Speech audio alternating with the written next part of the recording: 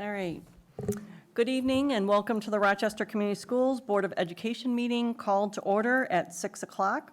Please join me in the Pledge of Allegiance. I pledge allegiance to the flag of the United States of America and to the republic for which it stands, one nation, under God, indivisible, with liberty and justice for all. This Board of Education special meeting has been called for board members to be able to attend an MASB workshop on the superintendent evaluation tool. This is a meeting of the Board of Education in public and is not a public community meeting. However, there is a time for public participation during the meeting. General public comment will be heard under Agenda Item 5. If you wish to speak tonight, there are yellow cards that are on the table in the back of the room. Please fill that out and hand it to a safe ed officer in a yellow shirt. I'll read the specific instructions for making public comment at the right before we do that. To my board colleagues, I'd like to remind everyone to please be respectful of each other and our administrators. The specific language can be found under Board Bylaw 0139.5 and 0139.6. On behalf of my colleagues on the board, we're grateful to be able to serve this community and appreciate your support. For roll call, all board members are present. Moving on to approval of agenda, is there a motion to approve the agenda as presented? Moved by Trustee Alsbach with support by Trustee Gupta. Is there any discussion on this? All of those in favor of approving the agenda as presented, please say aye. Aye. Opposed? That's a 7-0 vote, and the agenda is approved. Agenda item 4 is our MASB workshop on their superintendent evaluation tool. Scott Morrell from MASB will be leading our workshop tonight. Scott, thank you for joining us, and I'm going to turn it over to you at this point. Thank you for the opportunity to come out. I am Scott Morrell. I'm a senior consultant with MASB. First off, let me thank you for being school board members. It's not easy. I sat in those chairs for 8 years, did your job, and so I know what you go through at that process. I've been doing this for 18 years now, so I'm out in the field. They do a lot of crazy stuff out in the field, so I have a lot of horror stories and some really good stuff, and hopefully we'll share some things, but this is not an opportunity for me to talk for 3 hours. This is a workshop. This is you talking and working through a process to understand what the superintendent evaluation process is. It's a required component for everybody, so make sure you sign the profile as it went around so we can send it into MASB. We'll log it with the state so that you're done. It's a one-time, it's a training for the individual board member, not the board. So if any new board member comes on in the future, they'll have to get the training, but you will not have to be retrained. It's a one-time deal. Even though we have a lot of changes coming July 1, you will not have to be trained again. The training carries over through it, so it's a one-time deal. So you have two documents in front of you. One is a PowerPoint, and one is the actual instrument. We're going to start through the PowerPoint, and then we'll refer to the instrument as we go through. If you have questions as we go through, please ask them. You'll find that I don't go linear A to Z. I bounce all over. We'll get through to it. This is a 3-hour class normally, 3-hour session. It will not be 3 hours. I'll tell you right now, we don't take 3 hours. Don't spend a ton of time on theory, why we do what we do, but more how do we do it? Because that's what boards want. They want to know how to put it into into action and that kind of thing. So as we look through, how many have done a superintendent evaluation as a board member? Few. Other tool, but Blaha tool. We were trained on it. But sorry. you were trained, but you never got to do it? Right, Yeah. And so it's a different, so who's actually done an evaluation of superintendent? A few. It's a crazy time. And for years, we used to do a process where we just kind of put scores on and hand superintendent said, thank you, we're done. And it was no education to it. This is a continuous education model. The idea is, how do we improve? You're role modeling exactly what you want your administrators, your superintendent, your building administrators to do with your staff. Sit down with them, talk to them, share what's going good and what's going bad, give them an opportunity to fix it, come back, and we talk again. Too many times boards just do superintendent evaluation. It's March, oh, time to evaluate, here we go, score a sheet. That's not what this is anymore. It's a 12-month process.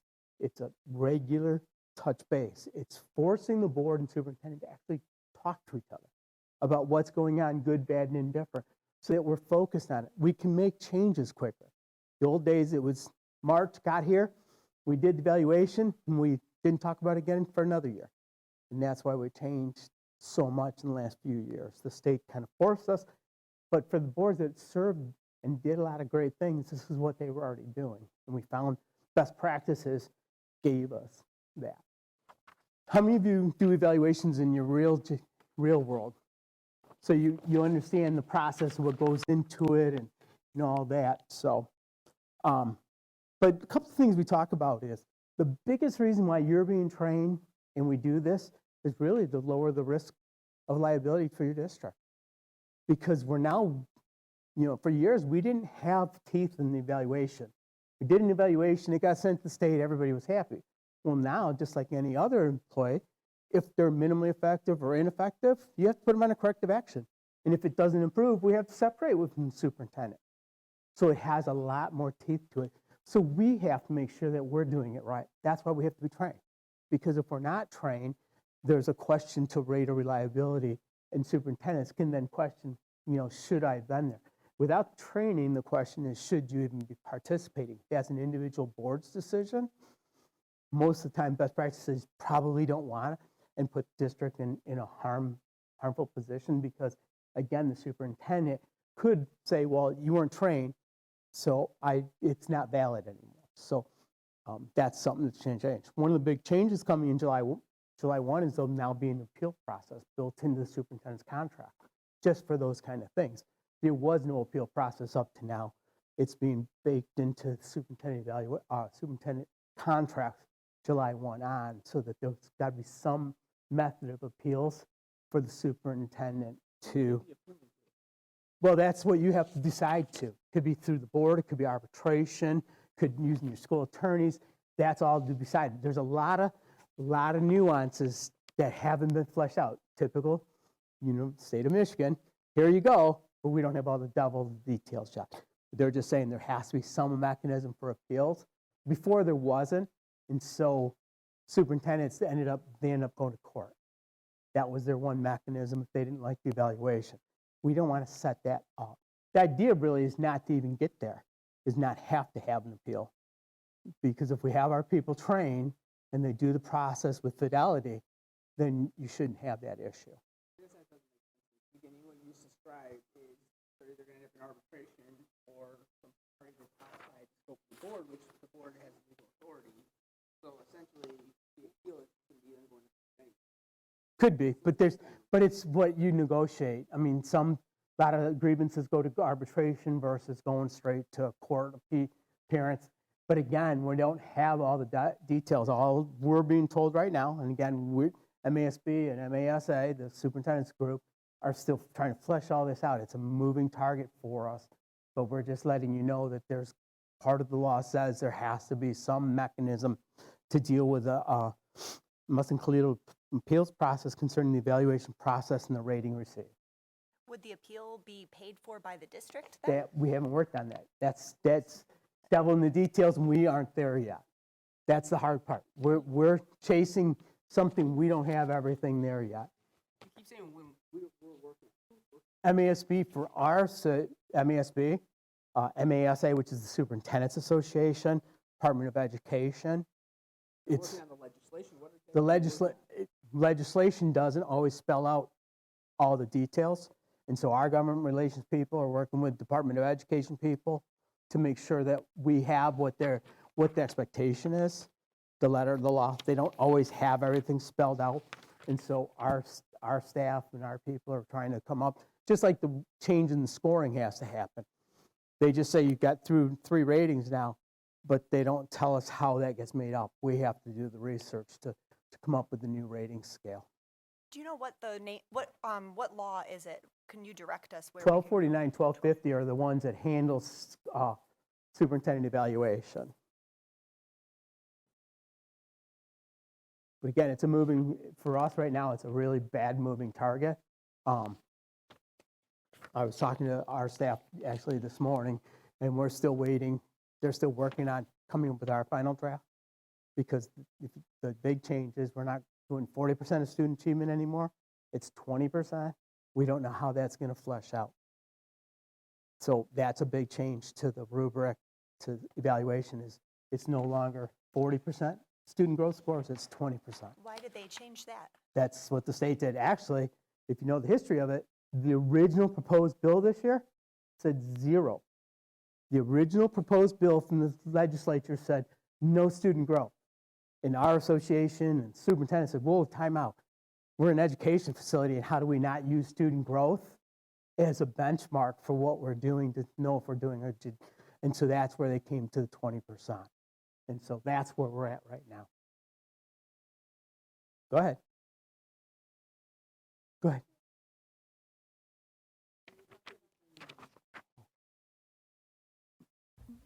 But isn't it the case that you talked about, you're still working out how that fleshes out? Mm-hmm. But we can negotiate with our superintendent the appeals process, how that works, who pays for it. Yep. That's an item of negotiation. So you guys may be working out your recommendations. Right. But And that's where your if school we wanted to do attorneys something else with, if we mutually agreed on something else. and your school attorneys can better advise you, because they're the ones going to be working with you to negotiate a contract with your new superintendent. And so they'll be best to help advise you there too. Go ahead, Carol. If our board wanted to make 40% of the evaluation student achievement, do we not have that ability anymore? That I can't, I'm an attorney, so let me stress that. I can't tell you for sure. That would be something you'd have to talk to your school attorneys, your legal counsel, to see if you wanted to stretch beyond that. All I'm going by is what the state law requirement now is going to be, is 20% instead of the 40%. Whether you go to something else, that's on you. The problem is, though, if you change the MASB tool, because one of the components is you have to do a posting. There's a posting requirement, and you have to show the background, who created the tool, their education, what's the reliability, the credibility, the FSC. If you change the tool in any way, so if you were to change it from 20 to 40, you would then be responsible for your own posting. If you follow the tool as we present it to you in the training, as we present it to you, we give you the posting and you meet that requirement for the state. And that's can be a big issue for some districts. So are you saying if we want to set any expectations for our superintendent, say we want to reduce legal expenses, we want a year-over-year goal, you're saying that we can't change that via the tool? No, that's not what I said. Okay, I want to make sure. What I'm saying is if what's in there, there's a lot of flexibility within the tool. Okay. There's a lot of things like appropriate, timely, regular. Those are all for you guys. If you wanted to focus on something that's inside that tool, you have more power to it. But what you can't do is artificially say, well, we're going to give this section, instead of being 20%, it's going to be 40%. Because now you're changing the rating, which is changing the weighting that's been research-based. But inside the tool, there's a lot of flexibility.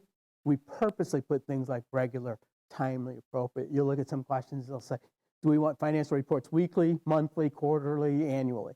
That's for you to decide. That's local control. We didn't want to be so rigid that you got to say quarterly and only quarterly. Well, every board's a little different. And so the tool purposely had. But there's ways to build in a local control in that process. Does that help? Okay. What other question? So as we go through, so I'm going to look at the PowerPoint where I'm on the sixth slide, where it says you got this. Second page on the bottom.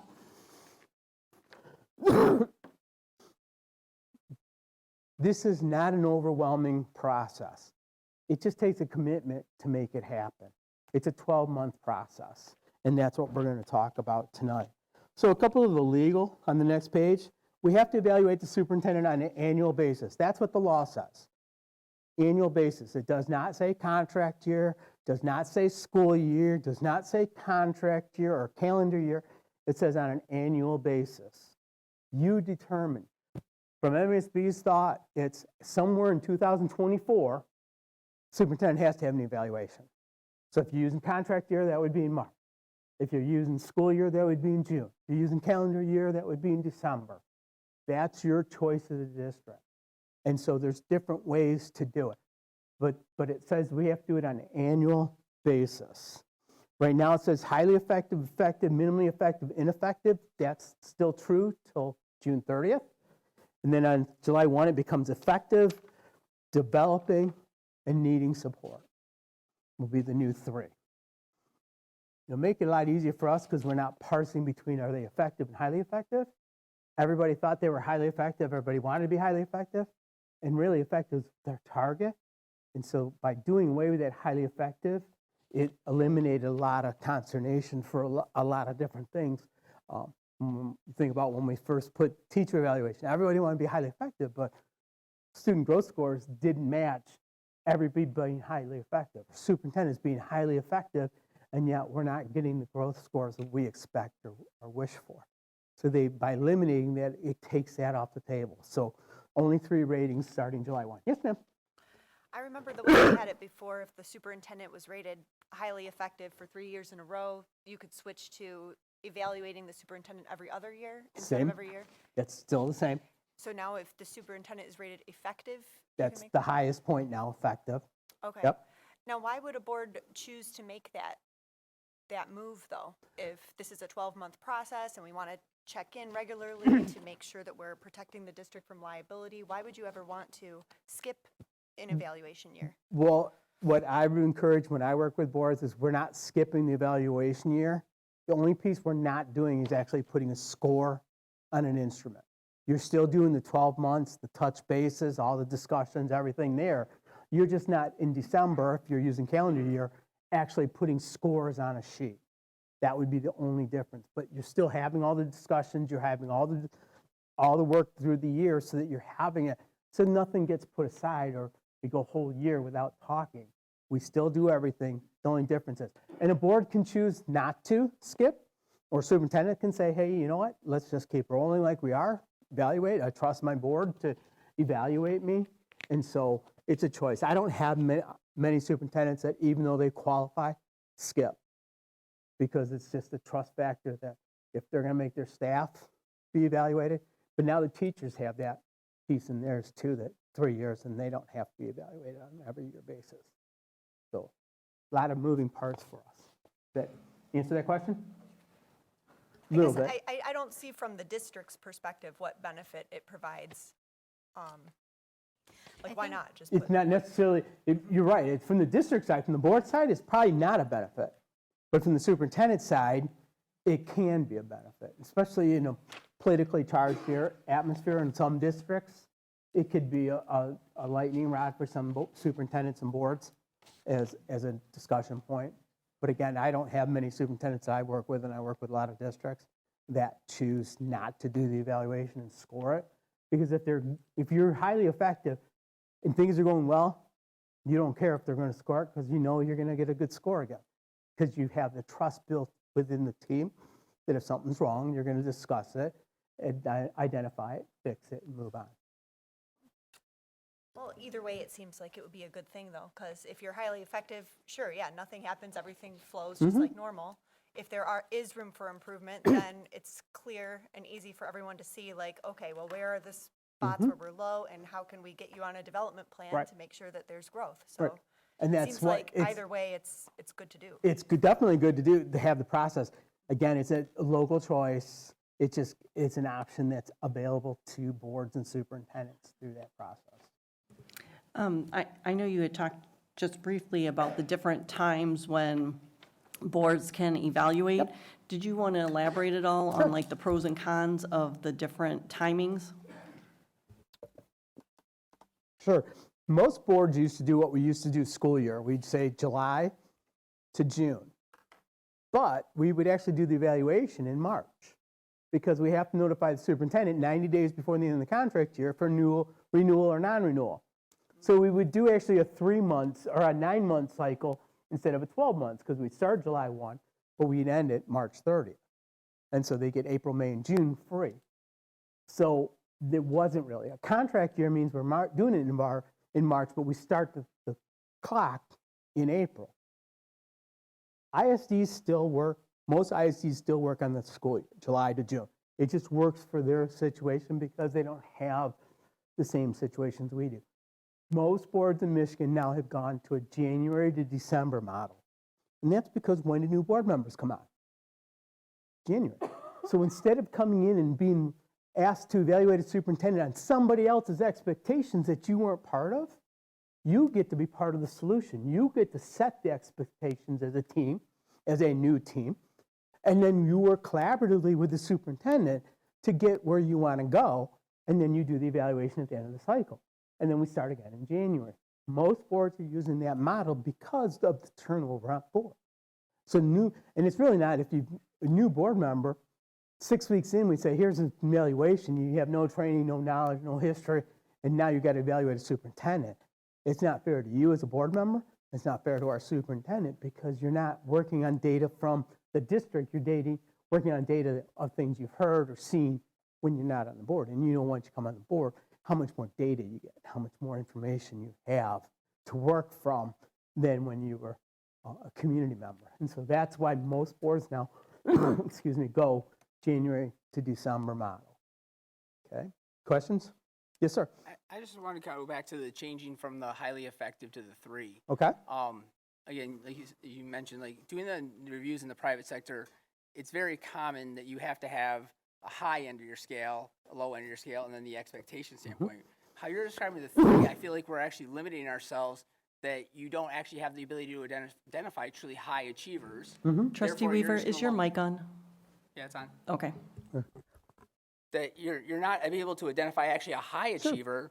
So it kind of feels like whoever decided to make this change is like, again, we're just going to eliminate that part because we don't want to tell people that they're not high achievers. Because I get what you're saying. Everyone thinks they're in the top. Right. And as someone that has to give reviews and tell people, you're actually, the expectation you're taught is whatever meeting expectation is, which is usually the middle, maybe just below the top one. Right. That essentially is what you're saying is, no, you are doing the job we pay you to do. Right. And that's, But we still want to have that ability to recognize higher. So I do feel like in this 3-step, we're losing that. And so almost to that point, if you feel like you want to let your superintendent know there's something, now you're almost having to downgrade them instead of being able to just say, no, you're meeting expectations, but if you really want to get to this next level, there's something to go for. So feedback yes on and that, I no, just don't because think it got to be an artificial horizon for a lot of boards, a lot of superintendents, because they would all say they're highly effective. And yet when you look at growth, they're not even effective. Well, that's And so- I agree with you. So because people weren't able to tell people they weren't actually highly effective, essentially we just took it away from the boards to say, okay, you clearly can't tell people they're not highly effective, you know they're not. It's not just the board. It's the ratings going across all the different, so there won't be a highly effective for teachers anymore. It's effective. That's the benchmark the state set is we want them to hit this benchmark. That's the expectation, just like students need to hit this benchmark to meet expectations. Unfortunately, I'm not part of that discussion. That's a legislative piece. And, you know, we could get into a whole discussion about whether the legislature's doing their job or not. That's not my forte. Do I argue it? Do I not agree with you? No, I don't. I understand exactly what you're saying. Do I have frustrations with it? By all means. But this is the toys we've been given to play with, and so we have to do the best we can with what they've given us. It's going to change. We always know anytime they put this in, even when it came in 2018, there was a lot of tweaks the first year because they don't always think through all the ramifications. You gotta have a high. You gotta have something separate. I understand what you're saying. Sounds like they just watered down the grading scale, basically. Well, yeah, in a lot of cases, it was. And there's unfortunately, there's a lot of money at play that puts a lot of pressure on legislators to make decisions, right or wrong. It's not editorial, it's just that's how it works. That's why when they said 0%, MASB and MASA and all those guys said stop. And we fought hard, as your association said, unequivocally, 0 is not acceptable. And we fought to make sure at least had some student growth back in it. And even the Superintendent's Association, to have 0 just was crazy for us. Because student achievement is the purview of the board. Like I remember from our MASB training, that's what we're supposed to be you know, focused on. So That's why we're here. if you're not making that a huge component of the Right. And- evaluation, then what are you doing, right? Trustee Lequi, I don't disagree, with some of those, but I do want to say that we're here for this evaluation training, so if we could maybe We'll get to that, so we're not here all night. No, I'll get you there. And then, Scott, we were Yes, ma'am. asked, excuse me, if you could identify the page that you're on. Oh, okay. Or Sorry. just so people who are watching at home have some idea as well. Okay, I Thank you. apologize. Yep, so I'm on middle slide on page 3. It says the law overall. The other legal components on the last slide on that page is there has to be progress towards district goals, which is your strategic plan and/or your district improvement plan, which is now called MyCAP. Student growth, and the rest are on the 5 professional domains. And it's a composite score of those areas. Okay? So 10% is progress towards district goals. And the key to that is it's progress to, not completion of. Where some boards get in trouble is they expect the only way they get points for it or get the max score is if they completed everything. That's not what they want. If you have 4 goals, and let's say you have 4 objectives under each one, so you have 5 data points times 4, 20, are 16 of them being touched? That's a highly effective score because they want you to be touching a little of everything, not here's goal 1, we run it to the end. Here's goal 2, we run it to the end. We want you to be pushing on all the levers a little bit and working across the board as you're going over the year. Progress towards district goals. No, just because I think this pie chart's out of date because it has student growth at 40%. This is current. So, okay, This is so current. when this changes, does this mean that the progress toward goals will remain at 10%? Like Could 10% change. is like, Could oh, change. that could change. Could change. We are not there yet. So we don't know the So percentages we're yet. training you as it sits today. Okay. Because the law hasn't taken into effect. So we have to train you like it sits today because between now and July 1, they could throw it out. So we have to train you as it sits today. We don't know what the percentages are going to be. Oh, okay. Well, they're hoping to have it out in the next 2 months or so. They have a better idea, but we're not there yet. But to reiterate, the process will be the same, it just maybe the weightings will be slightly different. Exactly. Good. Okay. So as you move to the top of the next page, page 4, first slide, we look at the district growth. You are responsible for the district growth. So when you look at it, you're looking at a district score. The teachers are responsible for the classroom, the students in their classroom, building administrators for their building, superintendent is responsible for the whole district. So in reality, we need one score. What's the total growth score for the district? And all you do is run it across the continuum to see where it falls, and that's what you get rated at for growth. Now, there's 2 caveats. One other caveat to that. In the state, there's My School Data, gives you a dashboard for student growth. If you get effective on that one, you're considered effective on ours. Because the rating numbers are different, they're looking at some different things than, say, MASB does. So if you're effective on the dashboard, you're effective on our tool. So you really have 2 ways to look at the data to get an outcome to score the superintendent. You look puzzled, Jason. I guess I'm just trying to figure out how this works. When we're talking about student growth, Mm-hmm. We're not talking about where we land. We're talking about where we start and then where we finish. Right. So how? Okay. And Yep. The very next slide. yeah, that's how it should be. Yep. Okay. Student growth, we used to work on, used to work on student achievement. Same, 2 different groups of kids, this year's 3rd graders against last year's 3rd graders. What was the change? And for a district your size, that wasn't as drastic. But if you think of a small district that only has 2 3rd grade classes, and then 2 3rd grade classes next year, that can be one of these. And it's like, we didn't change anything. The teachers are the same, the books are the same. It's just the kids are a little different, and the scores are all over. Now they use growth. Same student, 2 points in time. It does not say a full year. It can be pre and post testing. So it could be a 6-week window. If you use NWA or IWrite and any of those, it could be fall, winter, spring.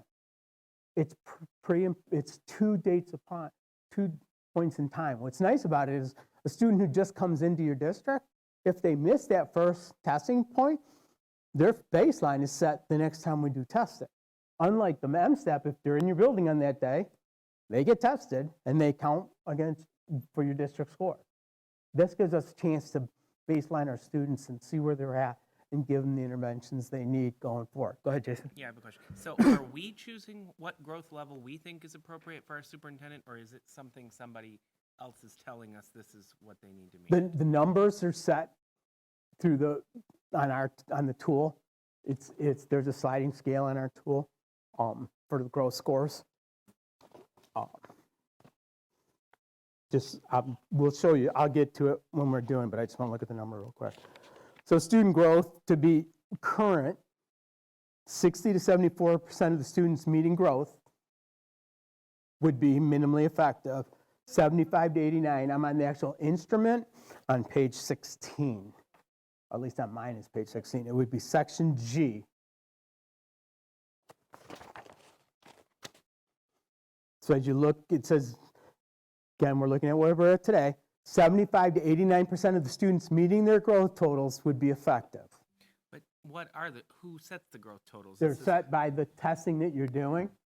It's the student, they're saying, here's where you're at now, here's where you're at the end. Are we seeing growth? When you look at nationally normed tests like MSTEP, or not MSTEP, NWEA, iReady, PSATs, all that, it's set as part of the nationally normed. Here's what that student should be. The difference is we're not looking at proficiency. Here's the bar, you got to jump the bar. That's not what we're doing anymore. It's here's where the student is today, here's where they were at. Did we see progress that we expected them to see? Each student will have different progress. It's not 1 year seat time equals 1 year growth. Every student could have a different. So your high-end achievers could have 1 year seat time, get 14 or 15 months of growth, because that's what we expect from them because they have that ability. And some of the lower end students may only get 9 months of growth in a 12-month window, but they're meeting their growth targets that have been set through these processes. Go ahead and here. I'm wondering if that would mean we might need to reevaluate what tests we're using to make sure that it's capable of measuring growth for different sets of students, because from what I understand, iReady has a pretty low ceiling on it. So in terms of high achievers, it's not going to be able to measure their growth. It measures proficiency fine, Right. but it can't tell you how far above grade level they might be and make sure that they're growing at that rate.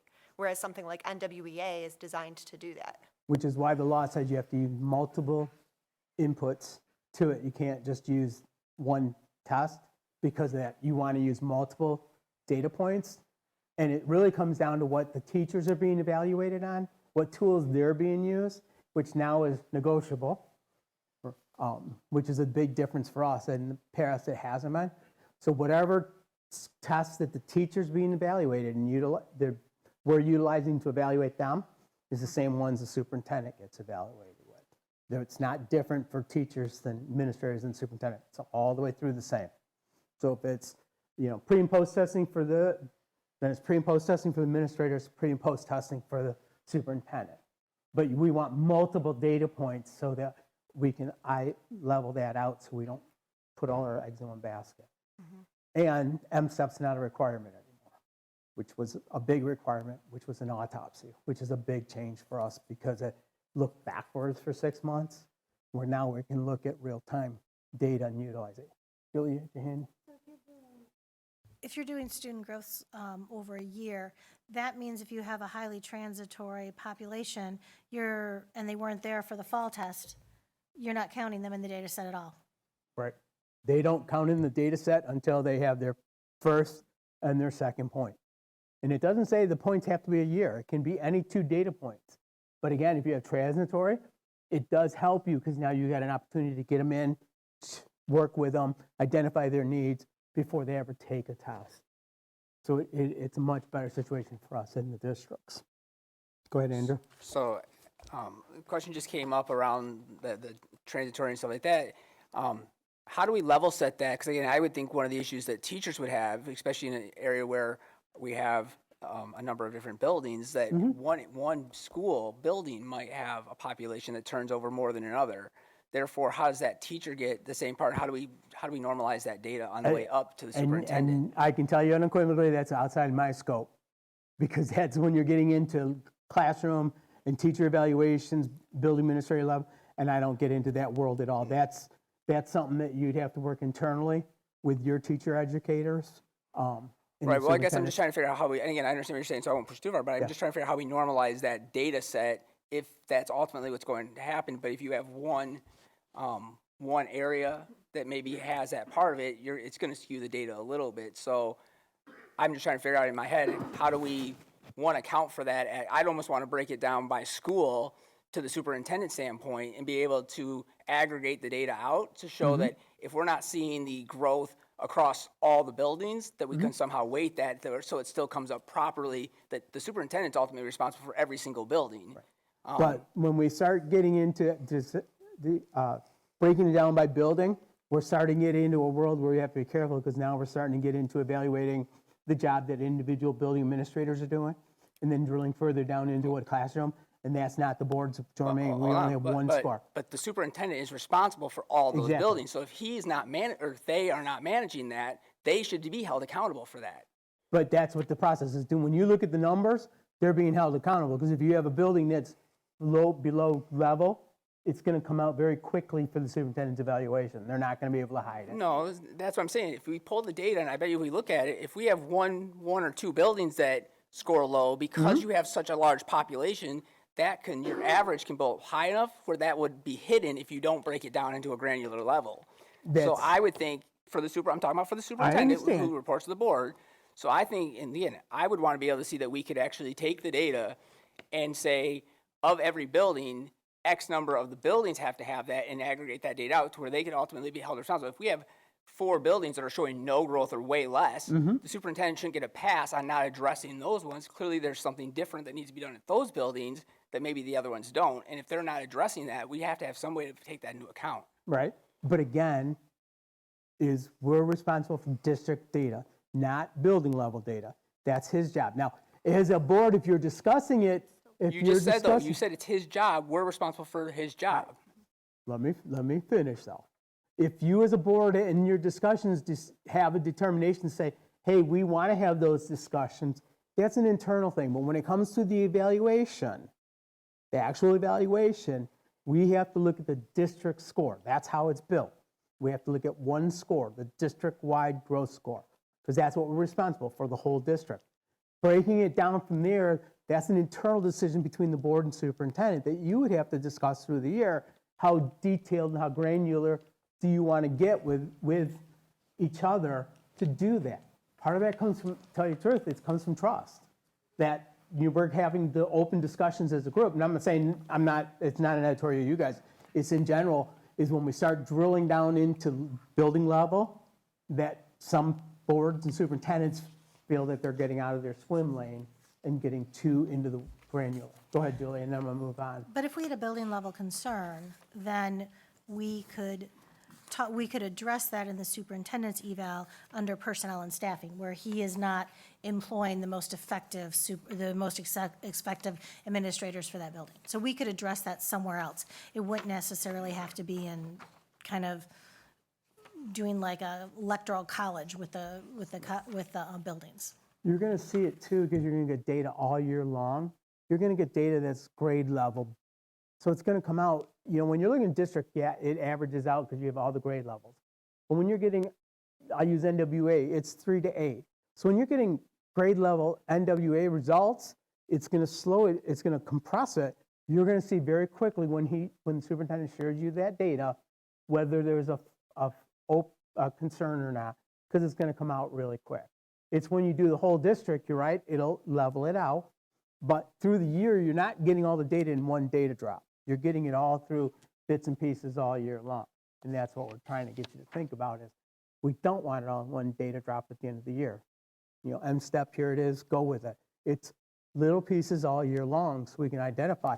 So if you're looking at NWA and you get the 3.8 scores, you'll see if there's a big issue or not pretty quickly, or PSAT or SAT. So when we do those kind of things, you'll start to identify through the course of the normal discussions in the year, you'll see those kind of things. But for the work we're doing, district composite score. Okay?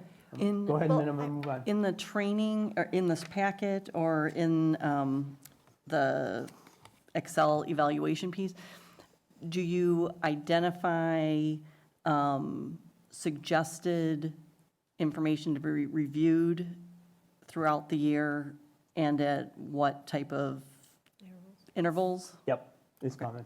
Okay. It'll be, as part of it, when we get into the actual process, we'll talk a lot about more specifics and what you need. So when it comes to this growth piece, maybe we're kind of saying the same thing in a sense, because you're saying for the student growth portion, that's this district level thing, that's what we're measuring as For this far year. as this is for the superintendent Right. evaluation. Right. But it's also useful perhaps for the board to see how things are going by building level, because that can help you with these other components of the evaluation in terms of how are you managing your personnel. So it's important for the board to understand where, how all the buildings are doing with student achievement too, just so you see if he's making the correct adjustments with principals. And that they really might what need. it comes down to is it forces the eight of you to have discussions that for years didn't happen at the board level.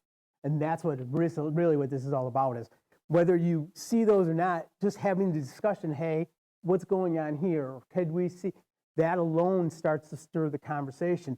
For years, it was just, here's the data, score the evaluation, let's move on.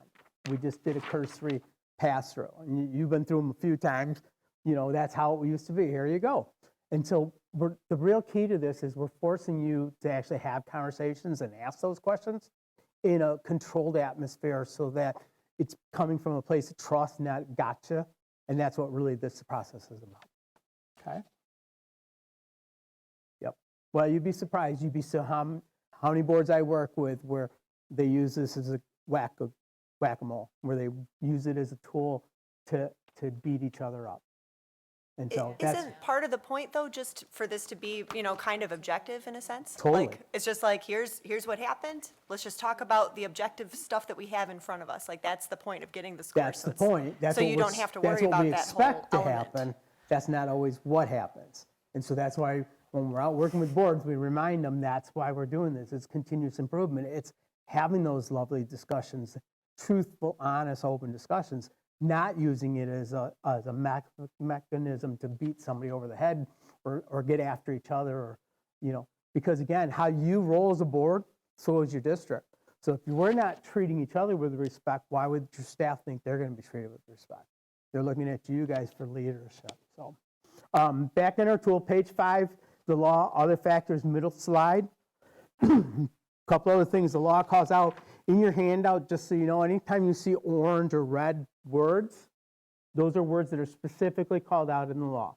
That's why we put them red in our handouts and on the instrument, because they're specifically called out. So in this case, you have to have an effectiveness of ensuring implementation and execution of an annual evaluation system. That is not what we're talking about tonight. It's having an evaluation system in place for the rest of your organization. Is it being followed? Is there do you as an organization have an evaluation process for your staff? Is it being followed? Not if you're not saying, Mr. Superintendent, do we have any minimally effective teachers? It says, if we have any, do we have processes in place that we're working with them to get them back to where they need to be? We want to make sure those are in. If you have 100 teachers and we do 3 observations and a 4, so that's 400 touches, we're in January, we should be at 200 touches. That's what we're looking at to make sure we're using it with fidelity. I've worked with principals where they'll do everything in May. 3 visits and a final in May because they hate doing it, so they just put it off. Well, that's not what this is about. It's not about just marking boxes. It's about continuous improvement. How do we get each other to be better? And so that's why they're saying one of the components in this has to be that. The other one is progress towards district goals. Pupil attendance is not daily attendance, it's chronic absenteeism. Is there a plan in place? Do we follow the plan? Do you as a board know the plan? That's what they're asking for on that. And then student, parent, and teacher feedback is a required component. And when we look at the instrument in a little bit, you'll see it specifically deals with goal setting in the district is what the feedback's about. It's not just, let's have a survey and do we follow the survey? There's some specific connotations to it. But those are all requirements inside the law as we go forward. So questions on that, I'm on page 6. On the bottom slide of page 6. Required postings on the district website. Again, you can see some of the things that are required. If you follow our tool, we give you that posting. You just put it in your transparency and you're good.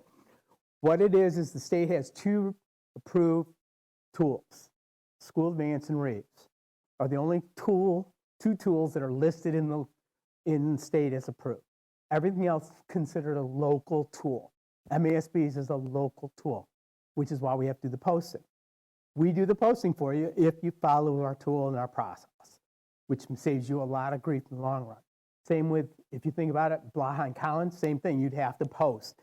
They would create that posting for you to meet the criteria if you're using any of those other tools, Danielson or any of those.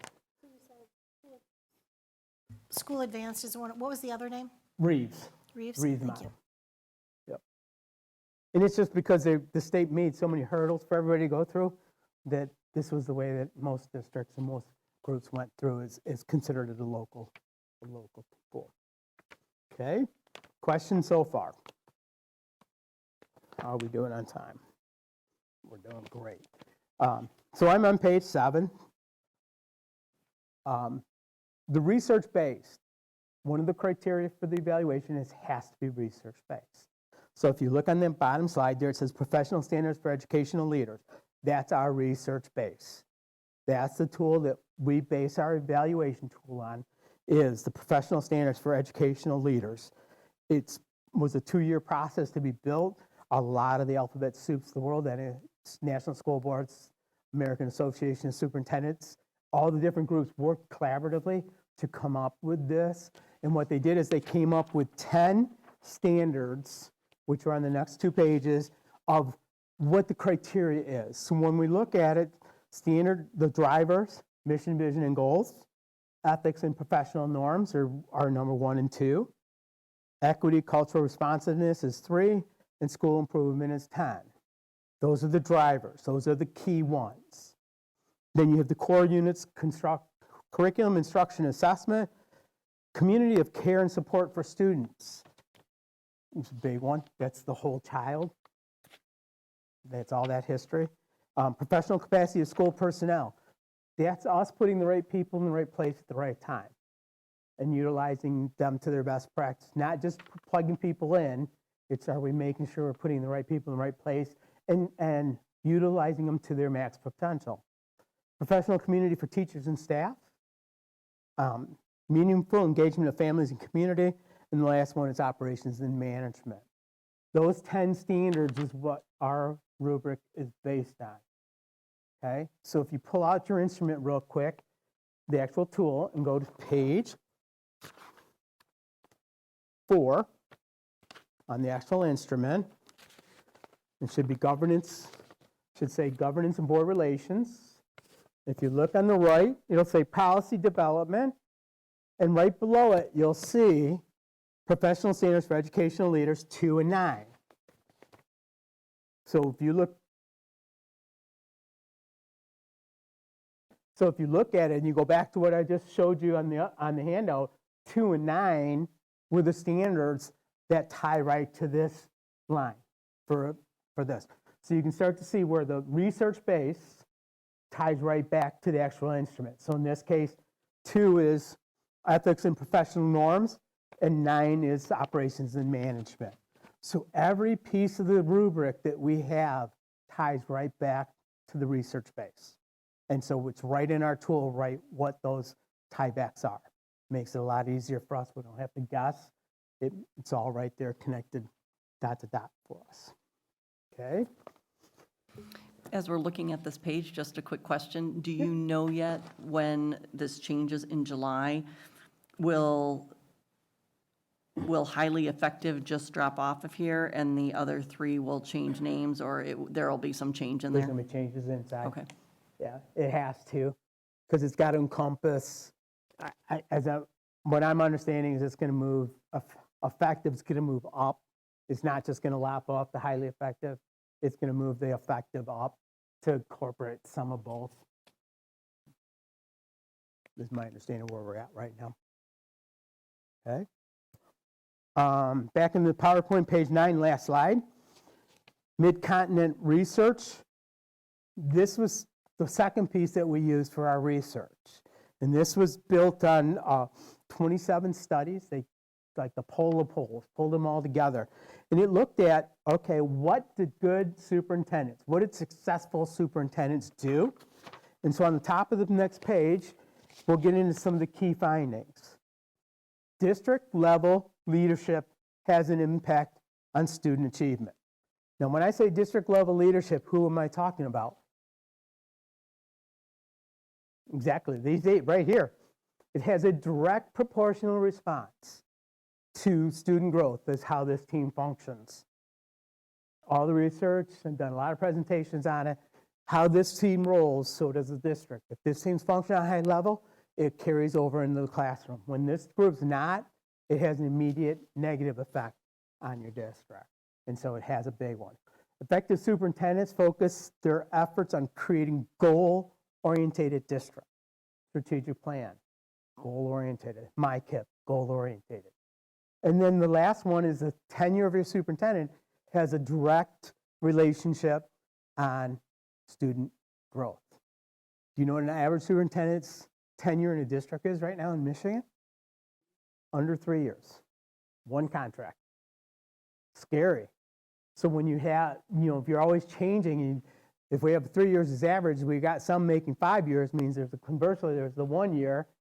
If you're a staff member in a district where it's always turning over superintendent, there's no leadership. And you're like, okay, well, why should I listen to that person? They're going to be gone in a year. I'll wait till the next one comes in and see if I like them better. That's what we're trying to get to. And all the research says when this team works collaboratively, as a team, as a unit, it works better. It's not, we can move pieces in and out, especially board members.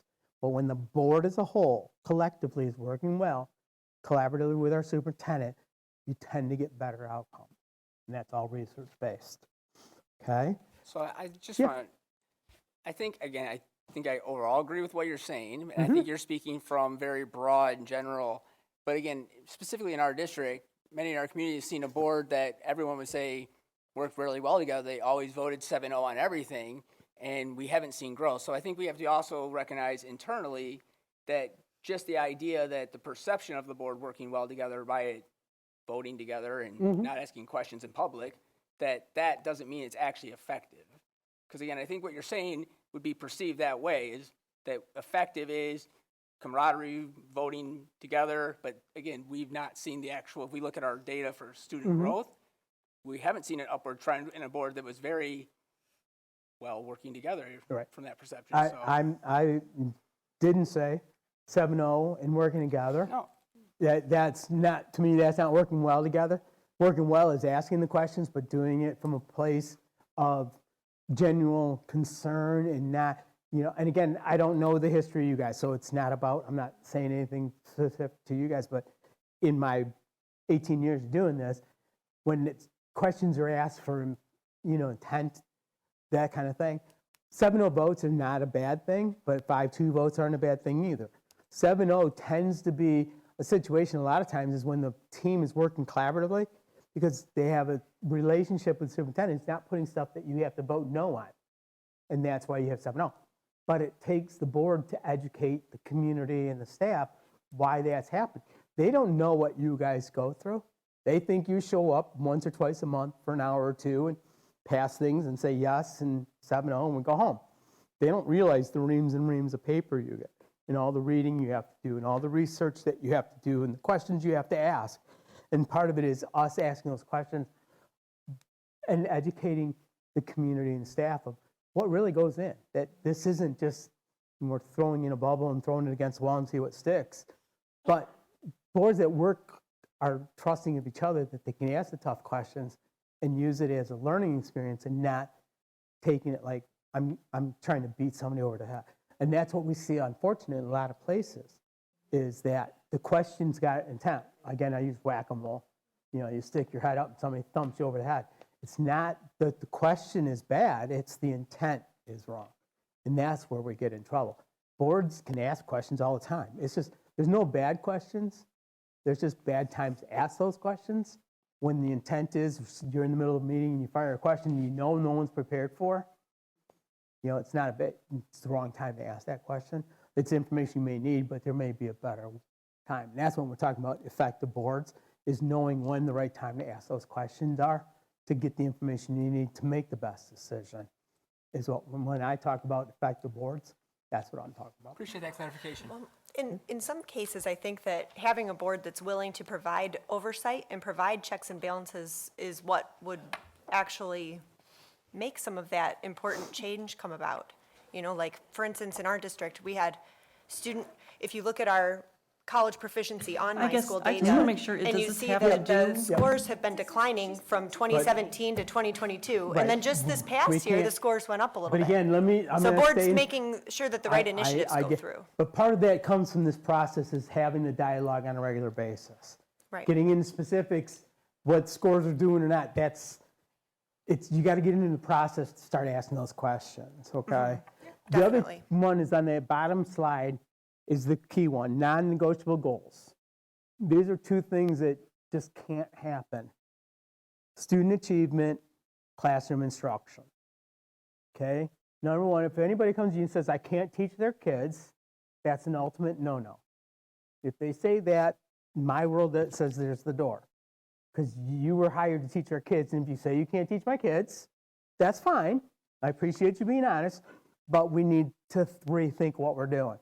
And so when superintendent's holding staff accountable, and they will start coming to us as board members, community members, we have to have each other's back and say, no, our kids can learn, they will learn, and it's our job to make sure it happens. And same with curriculum and instruction. I can guarantee you there's some teacher in your district, and don't give me any names, who's using their lesson plan from 15 years ago, still today. Every district has that person who's still using their lesson plan, just, this is what I've always done, and that's what we're saying about curriculum and instruction. It can't be just open fodder. It's gotta be, when you say this is what we're doing, if technology is critical, then technology is critical. And when the superintendent holds the line, we have to have their back. We can't, well, you're right, no, when you're asking him to hold the line or her to hold the line, we have to have their back, especially on these two things. It's the old 45-minute sit and get, doesn't work with our kids anymore, right? They just don't learn that way. But you've got a lot of staff and a lot of districts that still think that's the way I learn, and that's it's good enough for me, so let's just keep doing it. And we know that's what the research tells us is not always true. Okay, top of page 11. Can we go back there 1 second? Yep, So yep, classroom instruction, yep. how is that measured? What's the smart metric around classroom instruction? I get the achievement, and that makes sense that classroom instruction would lead to achievement. Right. So I'm just trying to figure out what This isn't a measurable. This is about things as we're holding each other accountable. What the research is saying is when we have each other's back when it comes to instruction, curriculum, and achievement is when we get the best results. And that's what we're saying. It's not a measurable per se. It's not part of the rubric. What we're saying is all the research that we use to build the rubric, this is what the research is telling us. This isn't a measurable that's inside the superintendent's evaluation. These were sources and research that were used to create To the create tool. the tool. That's the basis for the actual evaluation tool and the questions and information that's requested inside the tool.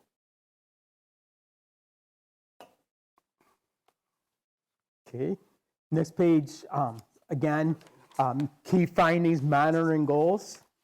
The board needs to be monitoring them on a regular basis. Again, the research says it's great to have goals, strategic plan, if we're not talking about it on a regular basis, or if we're not touch base on it and getting updates on it on a regular basis, it's no good. And so again, that's the board's responsibility. And then one of the key findings is making sure that we utilize our resources in the best way, okay? It's not the board's job to say, buy this pencil versus that pencil. It's, do we have the right resources in the right places to educate our kids? Don't come to me in June and say, we're out of paper. Wait a minute, we put it out of paper, you didn't run the budget right. That's our question. Not how did you spend it? It's our job is to make sure that the resources are allocated to the programs that you want them allocated. So that's part of this process, is identifying what the wants of the board is so that the budget can follow it. Okay, when you're not clear on what you want, it's hard for the superintendent to set a budget and run the district when the board's not real clear on what they want. Okay? Page 12, top page, research-based. Again, 30 years of research, and our tool is based on that 30 years of research. So it's not just, again, here, let's throw this out. This is a great looking tool. It's built on a lot of foundations, a lot of research. We've only changed one question in the 5 years we've had our tool. We added one question in the educational leadership group. We purposely kept it the same with no changes so that you could work through it. There's nothing worse than putting something out and then every year make tweaks to it, and you never get comfortable with it, you never understand it, you never get to build with it. And so that was a concerted effort on our part to make sure that we didn't make changes on an ongoing basis. Okay? Questions? You want to take 5? Let everybody get up and stretch for a couple minutes, and then we'll pick back up. We'll take a couple minute break. There are restrooms straight across the hall if anyone needs them, and let's try to be back in 5 minutes.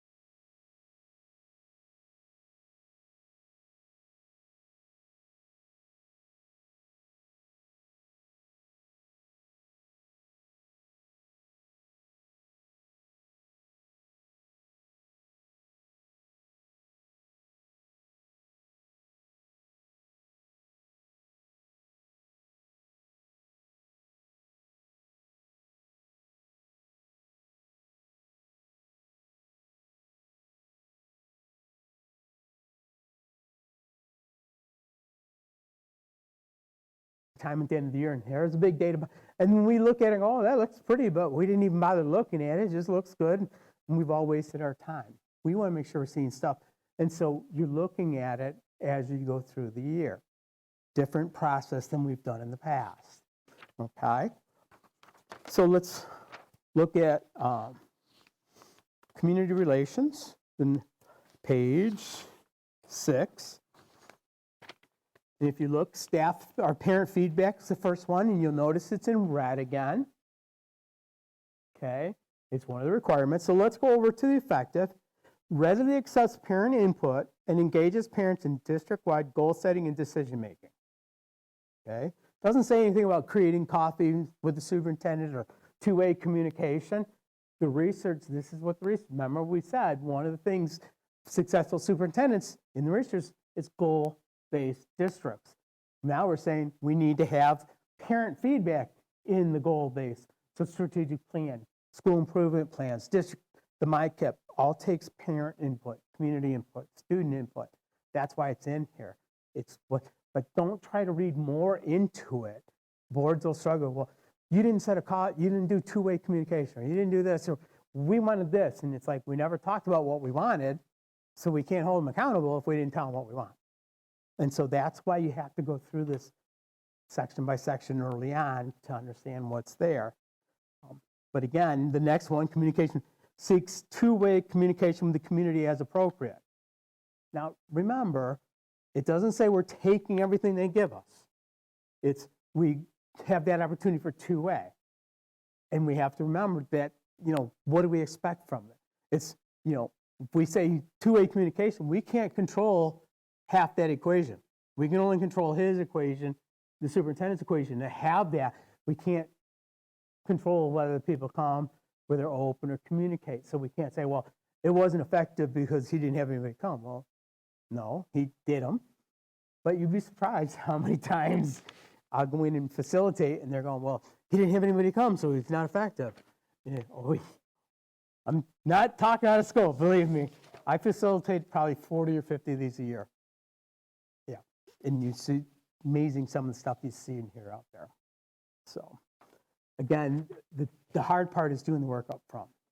Now, if you look at the very next page, it's a big white page.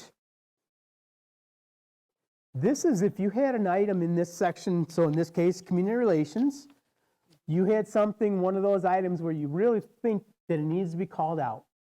So in this case, let's take B1, parent feedback.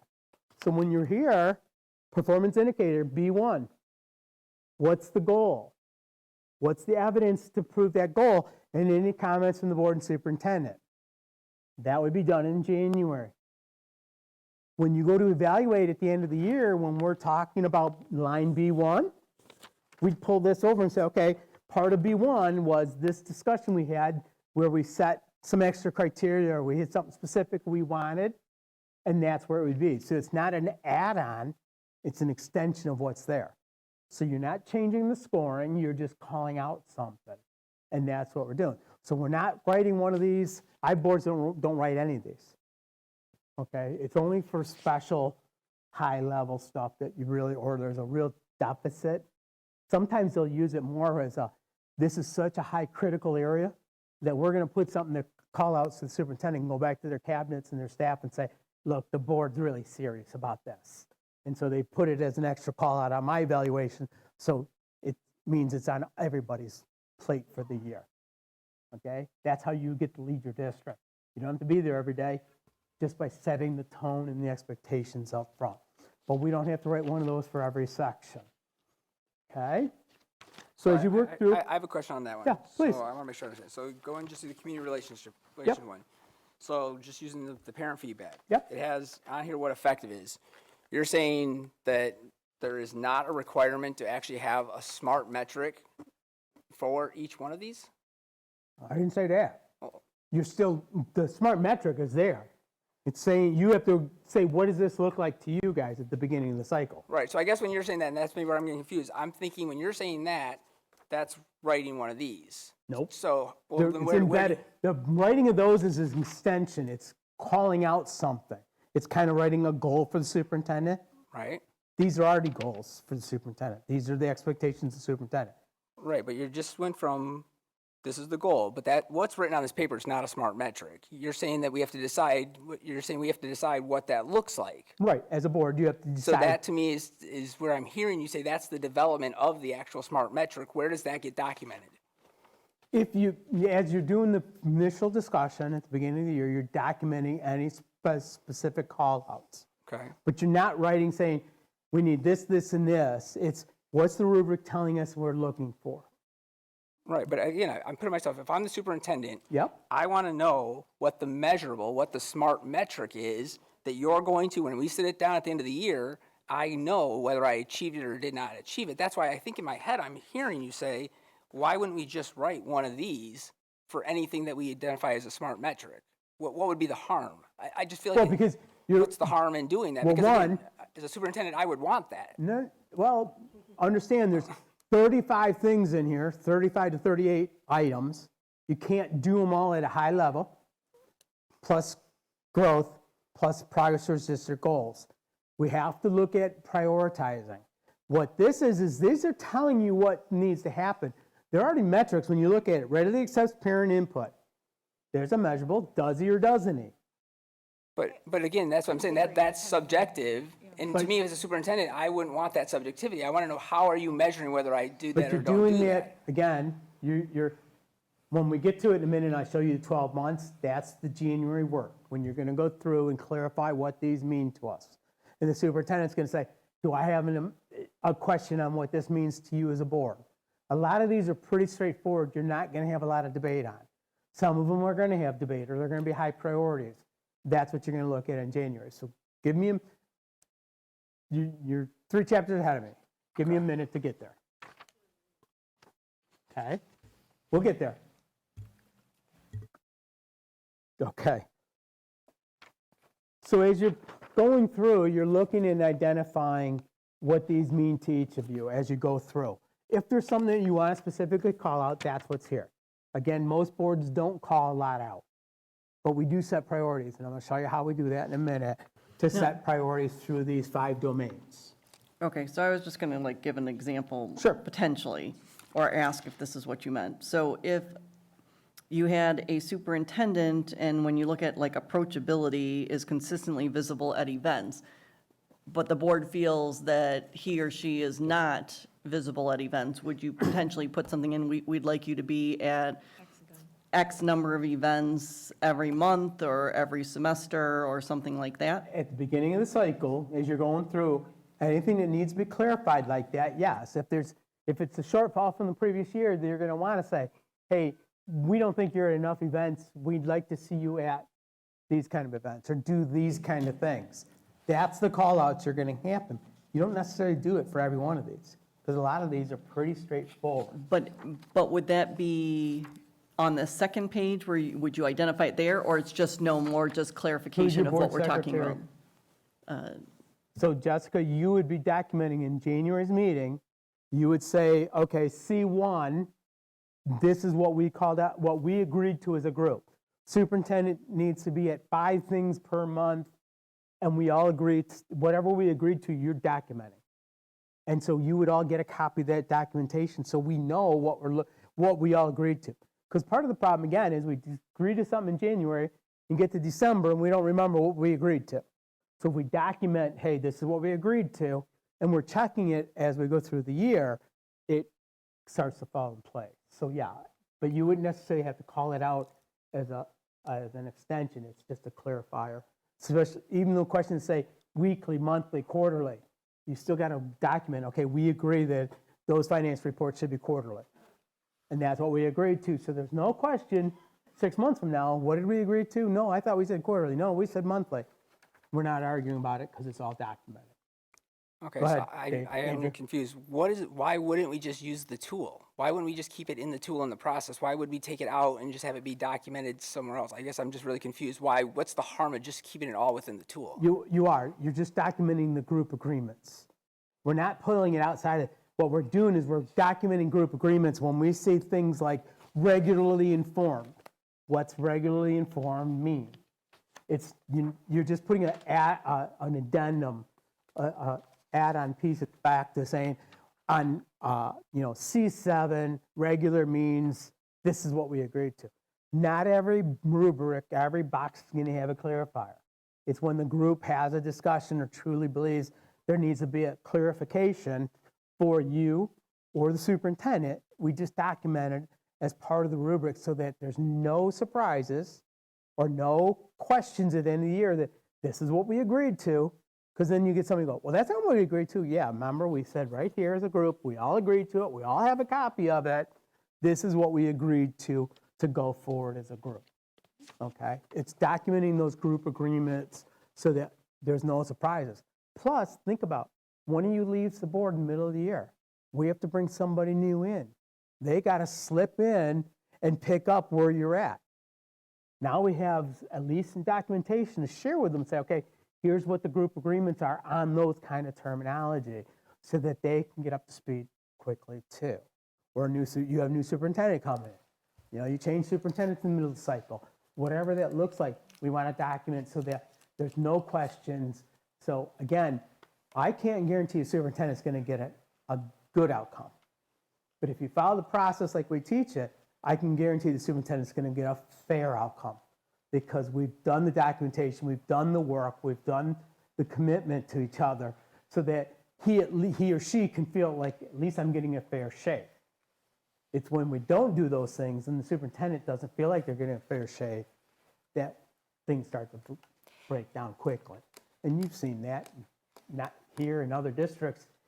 There's just not enough quality superintendents out there. You're going through a search right now. You know what the pool looks like, right? It's not as deep as we'd like it to be when we do I do searches. And, if we get 8 or 10 candidates, we're jumping up and down. And that's scary right now, where 5 years ago it was 20 candidates, 20 qualified candidates, not just candidates. So It sounds like the more smart metrics that we can attach to these things to visibly understand exactly what the board expects, the better really for everyone, for and the superintendent board. expects from us. It goes both directions. So when he or she can say, hey, let me make sure I'm understanding what you're wanting, or this is what I believe I can deliver, and you're saying, okay, now we're working collaboratively. We're 8 members leading in a leadership team and not 7 or 8 individuals. And that's what this process is all about. Again, it's not about, sorry about that. It's not about scoring. It's about forcing you to have discussions as a group through the year. Stuff we've never done before. And so that's what we're trying to get you to think about. It's forcing us to have those discussions that as boards for years we didn't have. And I know, because again, I sat in those chairs for 8 years. And it was a struggle at times to force boards to have these discussions. We used to do evaluation 1 to 5. If you put a 1 or a 5, you had to put in comments. So guess what all our scores were? 2, 3, and 4s. Because we didn't have to put a comment. We just averaged them, handed them to the superintendent, we were done. Didn't tell the superintendent anything. One board member could skew it one direction or the other, and it's not what it's about. It's not about the score on a piece of paper. It's about how do we lead the district and move us forward. That's what this process is about. Okay? Good so far? Go ahead. It might help me if Sure. you could provide an example of a performance goal that's been established related to one of the performance indicators, just to give me an idea of what would be different from what the other things we were discussing. Let me see here.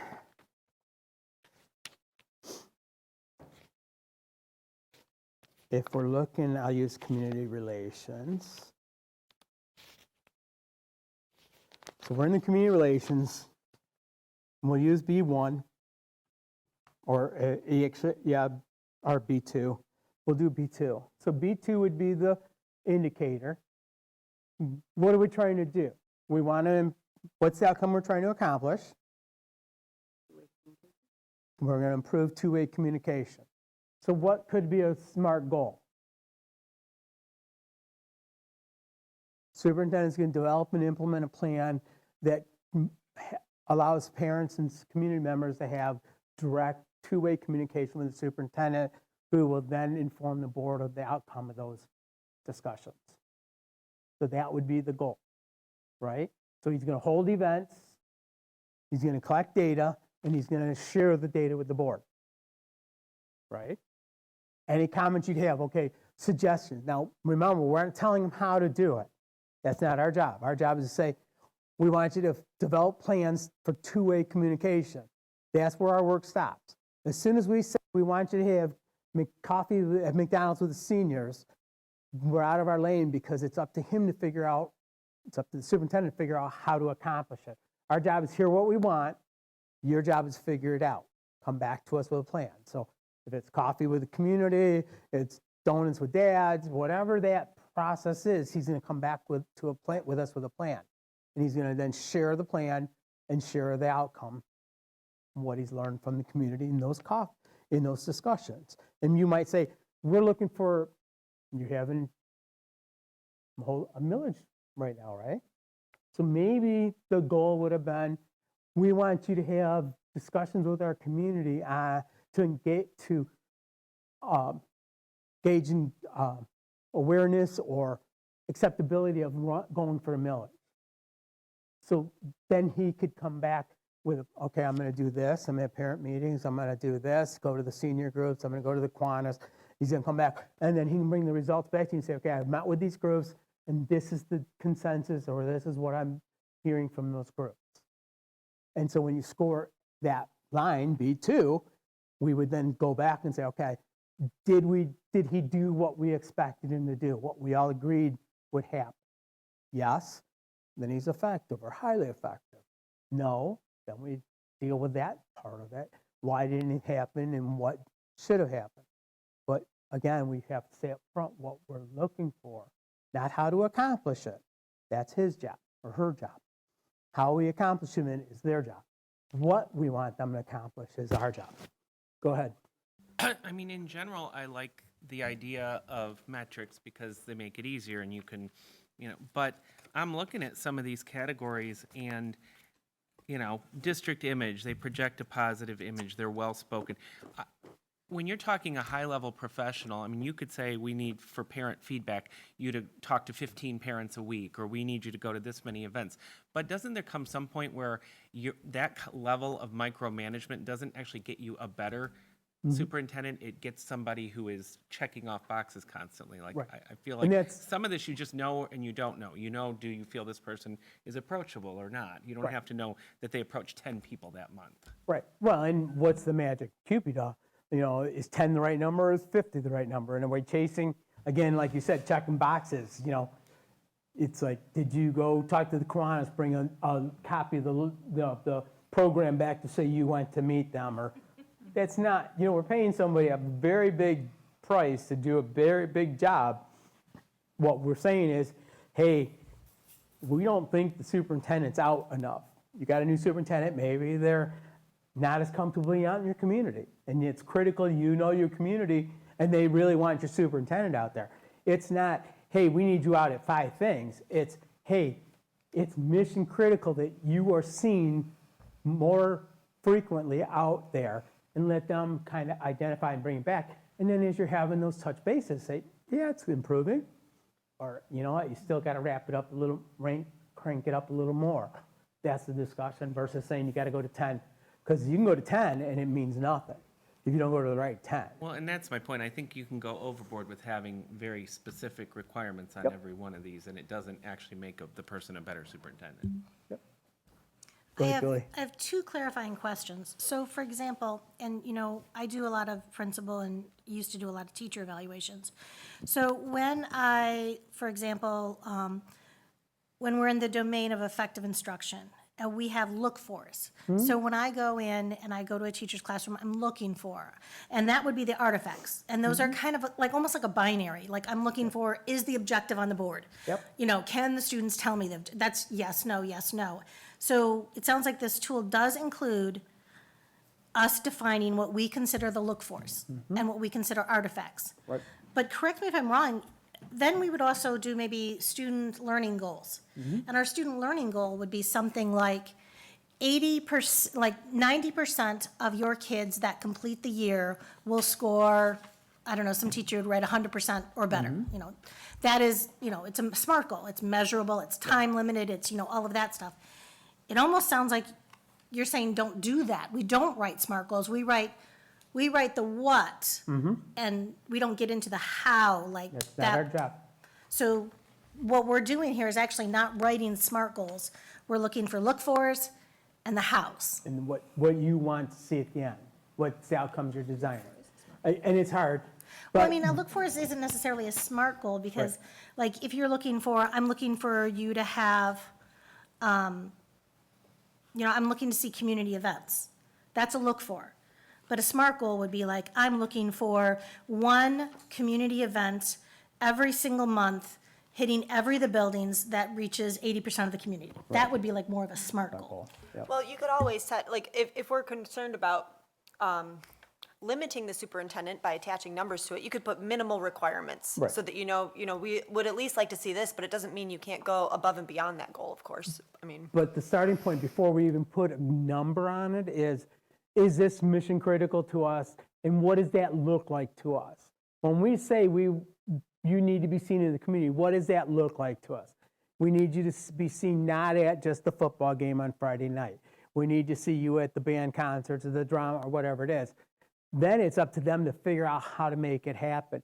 Most good superintendents will know what that looks like already. They aren't going to need a measurable, go to 10 things each month. That's not kind of superintendent you're going to be hiring. You're going to get a superintendent that's got some experience. So you're not hiring, you know, a building level administrator who's not central office, you know, first time really in a senior leadership. So you have to sometimes understand that they know what they're looking for. You just have to guide them what you want. Our job always is, here's what we want. How are you going to get it for us? Here's what we want as an outcome. This is what we desire. It's your job to figure out how to get there. That's why we hire them. That's why they have all the alphabet soup, all the experience, and why we pay them the big bucks.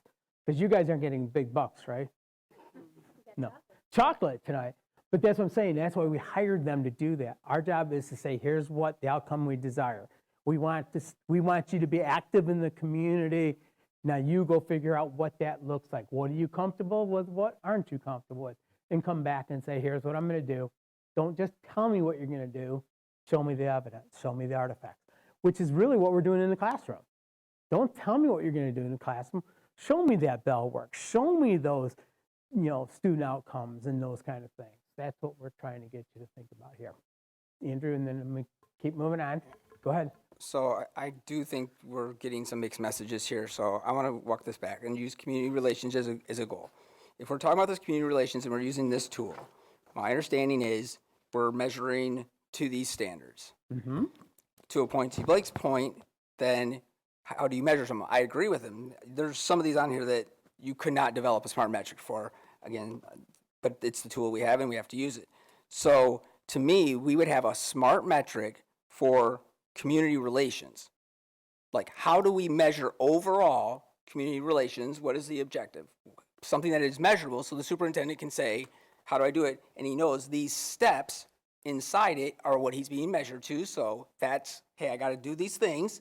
To your point, some of them aren't going to have any type of measurable. For ones that may have a measurable to them, we can add it. But there's still the community relations piece of it should have something measurable. Again, at work, we use the workplace of choice survey. Right. So, and we get graded on it. We get how many people take it, what's the responses from it.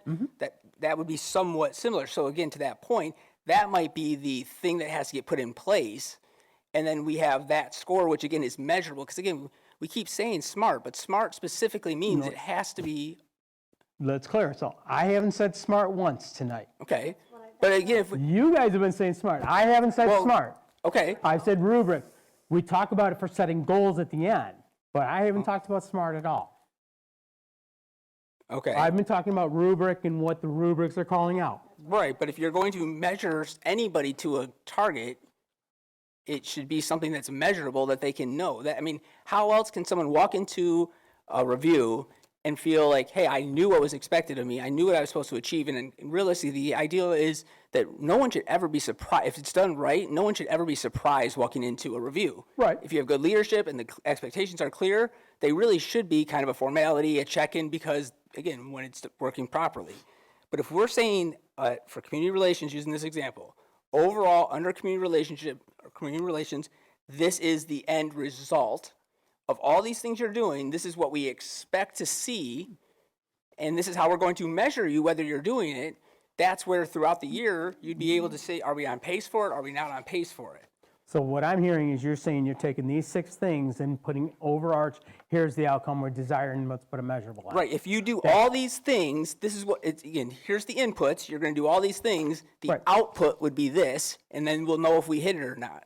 But- If we don't have that, how is it measurable? Because we're looking at these as indicators. So as you go through, what it works like is if the assumption is if we accomplish these, we're going to accomplish the bigger outcome that we're desiring.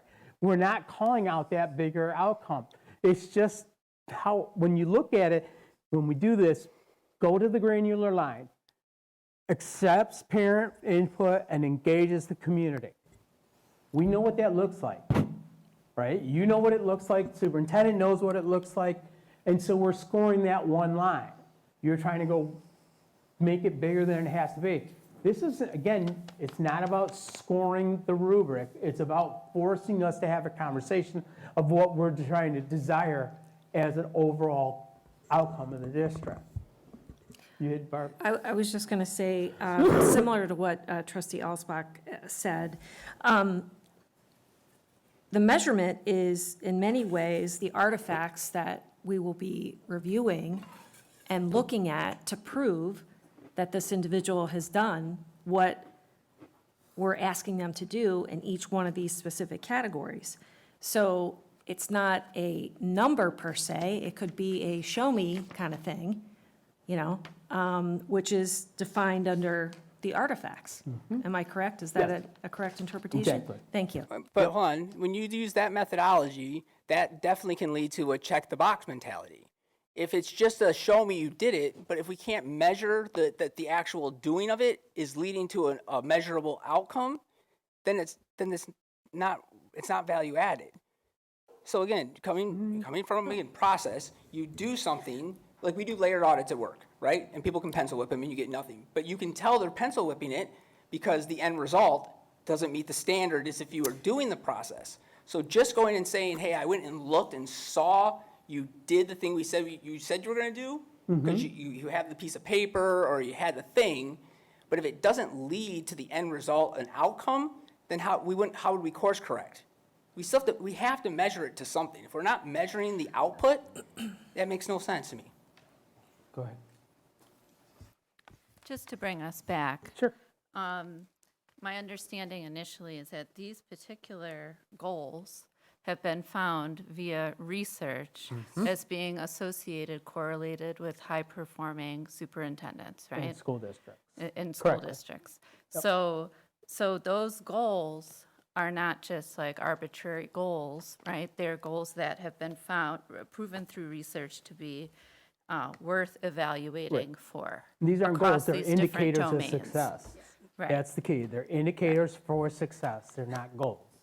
You know, I think we could all, Go ahead, and then I'll come over here. I think we could all probably agree on a lot of this, actually. What trustee Weaver is saying is he wants to see, you know, what does that look like to accomplish these objectives? So maybe instead of saying like, put it all at the end, this is what it looks like, we could probably find a way to take what you're saying and just apply it to these different line items Right. as a board, so that we all know what does it look like for all of these things to try to reduce the subjectivity for what individual board members think. Give me a few minutes. When we get into how we actually do the 12-month cycle, I think it'll clarify a lot of that. Give me a couple minutes. Okay, you're good? So let's go back to the PowerPoint. We're going to go to page 16, bottom slide, evidence. Page 16, bottom slide, evidence. Again, you want evidence to artifact. Again, we're not asking for them to give us reams and reams of paper. We're going to see it. The key to this process is as long as somebody sees it or understands it or identifies it. We have to count on each other to see things through the year. We don't have to all see something. In the old days is when you evaluated yourself and you scored everything, if you didn't see it, you didn't score it well. Well, no, the idea is 8 of us collectively bringing all our wisdom and all our observations and understanding, because we talk to different parts of the community, we bring all that together to the discussion. The evidence can be sometimes the lack of evidence is the evidence. Staff relations. If you don't have staff beating your door down and you don't have grievances and you don't have all the staff problems, that's usually a sign that there's good staff communication going on. I don't need to see a staff letter from the superintendent to the staff saying, hey, you guys are doing a great job. What you need to know is sometimes the absence of stuff is the evidence, because let's face it, they know who you are. If there's a problem in your district with your staff, are you not going to get approached by some staff member or multiple staff members as board members at some point? Depends on, but somebody's going to get addressed, or you're going to hear rumblings. Teachers are going to be talking to parents who will be getting back to you. You're going to hear about it. And so sometimes lack of evidence is the evidence. But what you're looking for on the next page is, if you can count it, you're looking for evidence. Data, dollars, students, time. So you think about it, you get a finance report. That's evidence. That's data and dollars on page 17, top slide, back in the PowerPoint. So if you can count it, you're looking for those kind of things. You're looking for data or dollars. You know, what are the reports? You get stuff every meeting. You get all this information. A lot of it is evidence that we don't even realize it's our evidence. If you can see it, you're looking for those kind of things: plans, paperwork, schedules, those kind of outcomes. We're not asking for a tic-tac-toe. I want from 11 to 11:05, I want here, and 11:05 to 11:15. Well, you know, some boards used to do that, and it's like, wait a minute, we don't know what they need to do, or you need to be in every building every day. Well, okay, it sounds great until something jumps off and they can't be, and now the board's going, well, you didn't do what we told you to do. We wanted you in every building every day. Well, yeah, but we had a major issue building over here, you know, so we have to be careful on, you know, we got to look at the bigger picture. We need them to run our district as a whole. That's why we're communicating with each other, okay? So we're looking for that data. So as we keep going, page 18 on the top, a couple more things I want to cover, and then we're going to get into the how-tos. We need to help further identify knowledge and skills. On page 17, development process, top slide. We clarified, this is clarifying the expectations. Again, in our discussions at the beginning of the cycle, we're saying these are things we're looking for, and these are the priorities, and I'll show you what that looks like in a second. We're looking for a mechanism for feedback, those quarterly touch bases. It links his work or her work to the district goals, the MyKIP strategic plan. Okay, you should see those things and understand how they all dive together. We mutually agree upon what's the timeline and the key dates. It's a 12-month process. In January, you're going to identify all the touches for the whole year. In January, we're going to know when the touches are going to be, because most of them are at board meetings. So we don't have to have extra more meetings. It's a closed session as part of a board meeting. Go in and have a discussion on what the job superintendent's doing at that quarterly touch base. You know, what are the goals? What are the benchmarks we're looking for? What artifacts, if you're looking for specific artifacts, what are those looking for? We don't have to put an artifact expectation on every line, okay? And then what the process is going to look like for when we get to the end of the year. What's the process going to look like? Who's going to facilitate it as the board president? You bring an outside person, and whatever that looks like, you're going to decide all that up front, okay? If you go to page 19, performance expectations, bottom slide.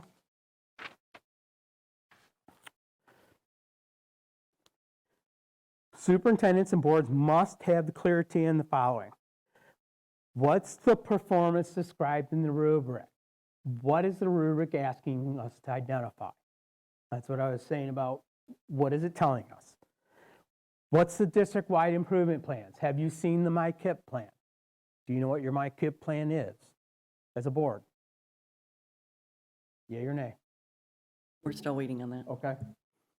MyKIP is your new district improvement plan. That's the new acronym from Michigan. What's your student growth model? MyKIP is the Michigan Continuous Improvement. MI Michigan. They're great at naming things. Don't mean anything, but okay. And then student growth. How will that be measured? Okay. So let's talk about it. In January, if we go to, well, let's go a couple more pages first. Page, before we get into the January one. Top of page, 24. There's a green box on the top of 24. I've covered a lot, don't panic, I've covered a lot of that in between. If you look at that green box on the top of 24, we don't encourage averaging. Here's why. If the three of you say the superintendent is highly effective, and Julie says they're effective, and the three of you say he's minimally effective, what's the average? Middle. But is that really what the board's trying to tell the superintendent? Well, no, 3 said he was better than average, and 3 said he didn't even get to average. See, if we work at consensus, we all have to live with it. It comes out stronger. So we don't average. We'll come together as a team, and we come to consensus. I can live with it. Did I see evidence? It's a different model. It's a lot harder to work, especially the first go-round, to work collaboratively to say, did I see it? But what it ends up doing, it forces the board, if we've done our homework at the beginning of the cycle, it makes it stronger at the end because I can live with it. If you can't live with it, your job is to sell the other group, rest of that come see what you're thinking, and if they're thinking they're on the other end, their job is to pull you up to their score. And if we can't, we've got to find where the water lies.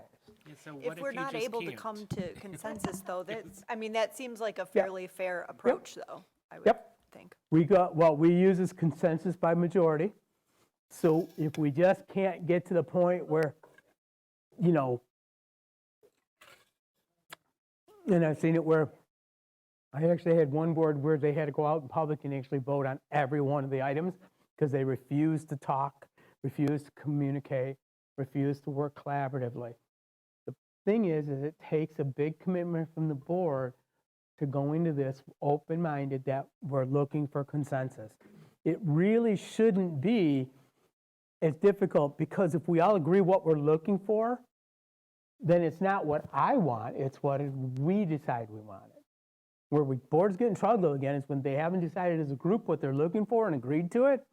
Now I'm looking for this, and the next person's looking for this, and we're all looking for our own little answers and results, and that's when we fail. Because the superintendent won't know what to do, because they'll be trying to please, okay, which 4 people can I make happy this week to make sure I have a majority scoring me where it needs to be. And that's where the problem comes. It has to be consensus. Okay, go ahead. So I'm going to go back to it. Don't we eliminate almost all of that by setting smart metrics? If you have a smart metric that's measurable, you reduce the debate. I mean, again, I get some of these on here would have a little bit of gray, but again, if it overall if there's a top goal smart metric for every one of these, it would really be almost impossible for someone to come in and say, I'm scoring them low because I don't like them or whatever, when the data says, no, we set this expectation. This is what we told them at the beginning of the year. They met it. That's a score. Well, that's what you're doing.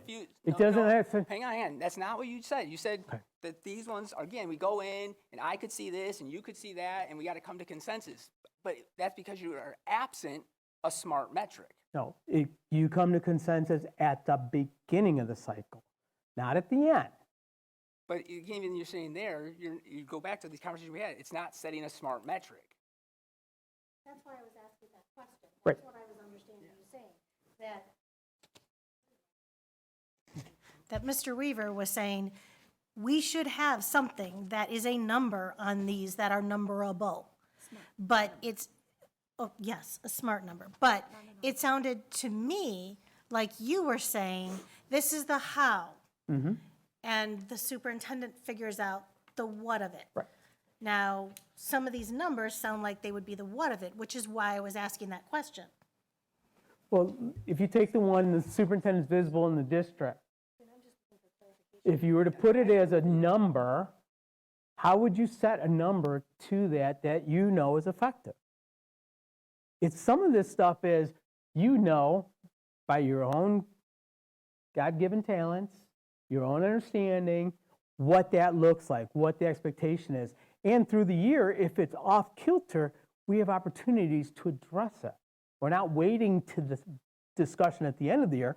We're having the touch bases through the year. So hang tight for a second. We'll let me get through the whole thing, and then we can have some more discussion on what you're talking about. Okay? So again, we're doing consensus. We're working through consensus. On page 26, middle slide, closed exception, the legal piece of it. There's only one piece of this whole process that we can go into closed session for. And that's called out right here, a public body may be closed for a periodic personnel evaluation of a staff member. The only time you can go into close is when you're actually talking about the job he's doing, not the job you want him to do. So at the beginning of the cycle, when you're saying this is what we want, that's an open session. When we're talking about expectations, open session. The only time we go into closed session is if we're talking about the actual job the superintendent's doing, and they control open or closed. It's their choice, okay? If you go into evaluation and you ask them to step out, is that really the best practice to ask them to step out and you stay in closed session? Why not? Barb, why not? You're shaking your head no.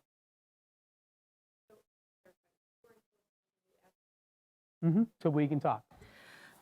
Well, I think it gets back to what the T word that you talked about at the very beginning of your presentation. It's an issue of trust. If I'm a superintendent and you ask me to step out so the 7 of us can talk, what do you think I'm doing as a superintendent? I'm going to my office and getting my CV updated because I don't know what's being said about me behind there, but if they can't say it to my face, we got a problem. And I need to get my resume tweaked and ready to go again because I don't know what's going on. We should never ask superintendent to step out. My feeling is this simply. We can't say it to their face in a closed session where it stays in there. It shouldn't be said. That's why we have a closed session, for us to go in and have those discussions. If we're truly not happy with the job the superintendent's doing, they're big boys and girls. Tell them. If you're truly upset with them, tell them. Don't hide. Don't try to put them out. And you should be able to have that discussion as a board and say, hey, Mr. Silvier, you're not getting it done. We're not happy about blah, blah, blah. And let's talk about how we fix that. But as soon as we ask him to step out and we have that discussion, you've essentially ended his career in your district. You've sent a clear message to the organization that he's no longer your educational leader. And I've seen it time and time again, okay? So the only time we go into closed session is when we're talking about the job he's actually doing. The rest of it is in open session. I'm curious, our colleague at the end in the ball cap is shaking his head no. Okay. I'm curious to hear his thoughts on what you just said. I just think overall the premise of it is a little off. I think let me go back. I think the overall premise is that, yeah, we should take that approach if we're going to say stuff that it can be said directly to people, but we also should do that with the community. And why more of our stuff should be open, because we should be able to say almost anything that we do within the district should be allowed to be seen by the community. I just am a little bit struggling, again, as someone that has worked for bosses, has managed people, and there's times your bosses have conversations. We have HRM where people talk about movement. So this notion of that the board might ever talk to itself without the superintendent present would end their career. I guess I just think that's a little dramatic. I think there are times, again, and maybe it's fundamental, again, to the point with superintendents, that part of it, but to think that at some point a boss or of someone doesn't have a conversation without the employee present, it just seems a little off. from the Well, standpoint. But again, I go back to the beginning part. If we want to embrace the idea that anything we do should be said directly to the person, and in this case, we're talking about the superintendent, we should definitely take that approach with everything we do in the district. We should make it forward-facing to the community. Then I'm all for it. But you can't make it forward-facing because they have an employee's right. I just said, I said with the superintendent, I get that situation, but I'm saying take that same premise, that same idea, is this respect we're showing the superintendent of addressing them directly. We should just forward face the idea of using that same principle of everything we do in the district that affects our students and our community. We should forward face it and make sure they're aware of it.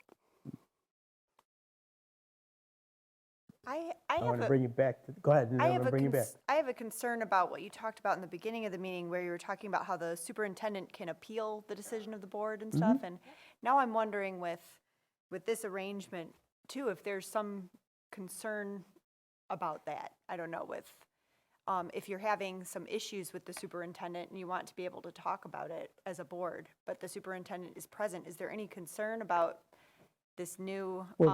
Remember the Open Meetings Act, I'm not the attorney, but Open Meetings Act says the board has no opportunity, no mechanism to go into closed session without something triggering it. In this case, it's triggering it is periodic personnel evaluation of an employee. They own the open and closed mechanism. They can have their superintendent evaluation in public if they want to. And I've had superintendents do that. They control the open and closed. We don't. And what I'm saying is, all the practice I've seen, all the times I've seen it, when the board tries to go in and pushes the superintendent out and has a discussion, it is a career ender. It's just public education as a whole. That's how it works because it's the public facing, it's the perception. It might not be reality, but the perception to the organization and to the community is that the board and superintendent are fractured.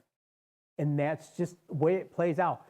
Is it right or wrong? I'm not debating whether it's right or wrong. I'm just telling you, chapter and verse, it's happened on a regular basis. And you've got some boards that are, we have board districts that are paying 2 and 3 superintendents at one time because they've done those kind of things, made it into a hostile work environment. Superintendents left. They're paying that contract out, they're paying the next one out, and they're paying the current one. No, certainly. In general, I think it's definitely a good idea and the best practice. I'm just thinking about what are different outlying situations that could occur and just, See, that's I how go my the mind other way. works, is to just I don't think of worry all of about the- those. I worry if we do it right, those are gonna take care of themselves. If we do it right with fidelity, we're not gonna get there because we're gonna have it.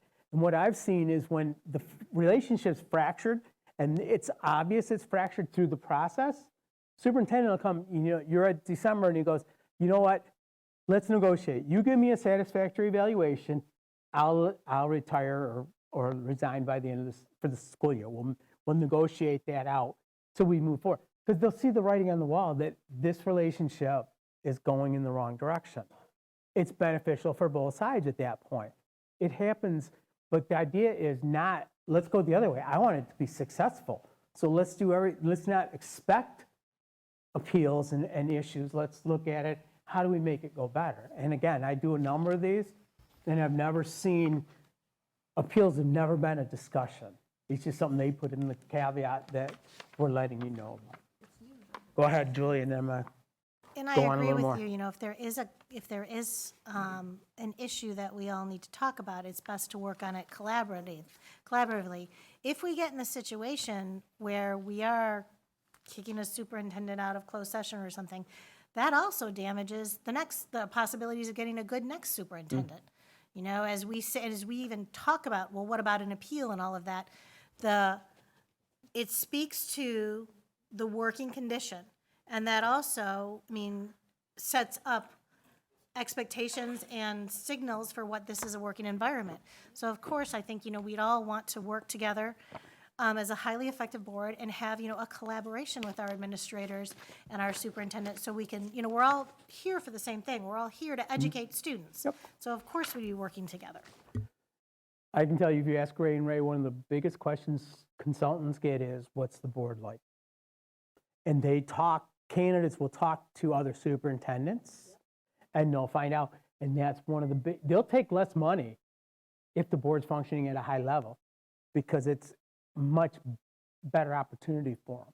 And so that's the first thing when I work with boards for superintendents, I mean, we've actually stopped searches and said, all right, let's back up, let's get the board functioning, put an interim in for a period of time and get the board back together so that you can get a good candidate. Because the candidates, I'm telling you, the superintendent candidates control. Because the quality superintendents are out there, they get to pick and choose who they're going to apply to, where they want to go, what jobs they want. And they don't want to go into districts where, it's dysfunctional and those kind of things. And I'm not saying you guys are dysfunctional, but I'm just telling you the lay of the land. That's, a scary thing. So let's go to 27, bottom slide. Let's go through the 12 months, what it looks like. How do we put this into practice, and what's it look like? So in January, you would do the expectations. April, we do an informal. June, we do a little more formal. August, an informal. November, an evaluation. Okay, so let's go to the next page and let's break it down. Okay? Check-ins are to revisit where we're at. They're a regular touch base. We don't do that enough. And so now we're saying, no, 4 times a year, we're going to have check-ins. We're going to talk as a board. They're going to be scheduled. They're going to be there. We're going to make it happen. It can be a 5-minute, it could be a 30-minute. But we're going to have a format. We're going to talk about what's the barriers. Superintendent comes, we may say, well, this is a high priority, and superintendent, something may have changed from the state. And he comes and he says, well, you know what, can we tweak this and go, we can make that change on the fly. We're not waiting to the end of the year. If you look at the last sign, feedback, you frame it very, continue to do more of, do less of. When we're done, let me make sure I understand. You're saying you want me to do more visibility in the district. Yes. Or you're saying do less of whatever it is. When we frame it, we all agree. Again, we're documenting it and saying, okay, this is what we agreed to. There's no question when we leave that discussion what the expectation is. So in January, if you look at that bottom slide, things you need at the beginning of the cycle, a lot of pieces. You need the job description or policy of what the superintendent is. Okay? You need a current copy of their superintendent contract regarding superintendent evaluation. That's the piece we're looking for. What does it tell us? Just to make sure we're meeting. Some contracts are at specific date call-outs or process call-outs. We just want to make sure we know what those are. Any procedures or policies regarding superintendent evaluation? Again, we want to make sure if we have policies, we're following our policies or we're getting the policies changed. Current district-wide improvement plan and or strategic plan. You should have a copy of the MyCap. Okay? The student growth model. It's really simple. Grade 3, this is what the teachers are being used, what we use to evaluate the teachers. Grade 4, that are 5, 6, 7, 8. Really quick, 1 page. So every time you get a report, you can go right down and say, oh, PSAT, 9th and 10th grade. We know right where it is, built right off of what the teachers are being evaluated on. See, we have it right in our book. We have a copy of the performance goals, if there's any specific goals that we've written, a blank copy of the evaluation, and the board planning calendar. Now, I'm going to suggest, Michelle, you get with your admin and get a binder. Everybody gets a binder. These things are put in there. And then you put a quarterly tab. So each quarter, as you get things and updates, you can put it in your binder. Because we all know we get a ton of paper. If you have a binder, it tends not to be lost. And what most boards will do is keep the binder here at the office. And when we know we're going to be getting ready for an evaluation, we pick it up like the meeting before, so we have it, make our notes or whatever we need. We can focus on it. We're ready to go. Okay? At that first session, we come together and we're looking at the rubric. And what I challenge you to do is before that first session, so let's say it's January 1st, whatever that date is, you go through your rubric, you look at the effective, and anyone you're not sure about or you want clarification or you have a concern or you want some discussion on it, you mark it on your tool. So when we come together, we say, okay, section A, anybody have any areas that we need to discuss? We don't need to go every box because some of it is pretty straightforward. You know, we used to have a question, superintendent dresses appropriately. Well, stupid question, but it was there. But we don't need to have a discussion, what's that dress appropriate look like, kind of thing. So we look at those that are going through. So we clarify. That's that clarification of regular, timely. What are we looking for? If there's call outs, That's where the discussion starts. The second part of that discussion is anything that you think may be a priority. So we're in the section A. You may say 1 and 2 are a priority to me. And so again, Jessica, you're recording the list of possible priorities. And we'll go through all 5 sections. You might have 15 priorities. Once we're done with that, we come back and we start to whittle that down to 5 priorities. That's when we start looking at more measurables, because these are the high priorities. These are what we think are the most critical mass for a superintendent to work on. Can't work on everything at high level. What do you guys want him working on? What's the most mission critical to you? If it's communication, community relations, then we say that's one of the targets. You know, B1 and B2 or whatever it is, where you might say, you know what, we've got finance hammered. We don't need you to spend a lot of time on that. You know, operations and stuff, you got that. We want you to spend your time over here. Now it again lets our superintendent know exactly what we're looking for, but it lets your whole organization know what you're focused on. You're already focused on growth, that's an automatic. You're on the district goals and strategic plan, automatic. But now we're looking at what are those 5 priorities. That's where the discussion starts. Those 5 can move up and down though. So as each quarter comes, if something changes, you raise one up, drop one down. But that's how we get superintendent focused on what you as a board identify as the most critical piece of that evaluation. He can't do everything on this rubric full board. This is not going to happen. Why do we make sure he's doing what we want him to do? Well, how do we know he's doing what we think are the most mission critical? That's what we do. We have that discussion in that first session. So when we come out of that first session, we've identified the 5 priorities. We're identifying student growth and what that looks like and what tools we're using, what our MyKIP or strategic plan looks like and what the expectations of that are. And we're prepared. We're also setting the calendar for the year when we come out of that first session. Okay? We get to March. Great. Well, in March, we're going to have our board meeting. You have 2 meetings a month, so probably your work session is easier than your business session. You'd have a closed session scheduled. And what you would do is the superintendent would give you an update on those 5 priorities, progress towards district goals, and the growth. Those would be the first thing your superintendent updates you on. If you have anything else that you want to question, you let your board president know. They get it all together. The superintendent can update us on anything else. But that way, we're not going in there guessing, okay, what are we talking about this way? No, we know 5 priorities, goals, growth, and any other questions.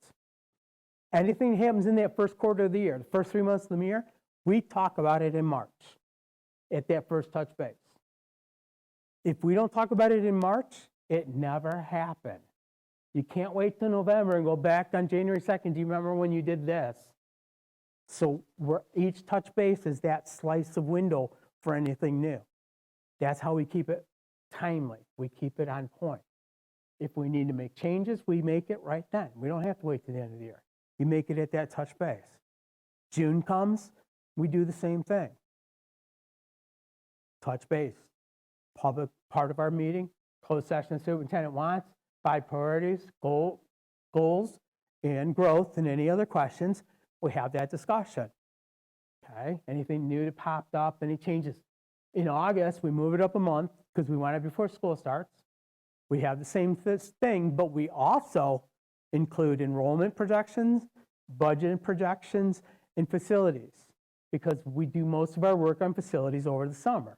So we add those caveats to that discussion too to, how are we looking for a budget? How are we looking for enrollment? What's our facilities look like after the summer? Are we ready for school? Again, anything that's happened in those 3 months we talk about. Now we get to the last 3 months. Month out, superintendent does a self-eval.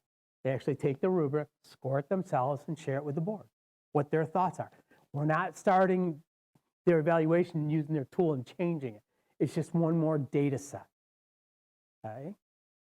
So we're getting that. We're having the discussion, same thing. So when we come together, we've now had the initial discussion in January. We've had a touch base in March, a touch base in June, a touch base in August, Superintendent self-evaluation. Look at all the opportunities we've had to discuss and identify where we're at. That's why it shouldn't be that hard when we get there, because we've already had all these opportunities to address things if they're off or going great. So when we get there, we only have the new things from the last 3 months, but we have all this data from the whole year. It's a cleaner process because we're getting it in a little bit pieces all year long instead of one big mass data drop, which a lot of superintendents did. It was a great way to hide because they could just kill you with 10,000 paper cuts. Here's all the data, go figure it out. You got 2 weeks to get their evaluation done. When you come into that evaluation session, you come in with a blank piece of paper. Don't score anything. Post-its are great friends. What did you see or what did you need to see that you didn't see? But if you put a score down, I think they're effective, you're not likely to change from that. Human nature says as soon as you score it ahead of time, you're going to lock yourself into that score.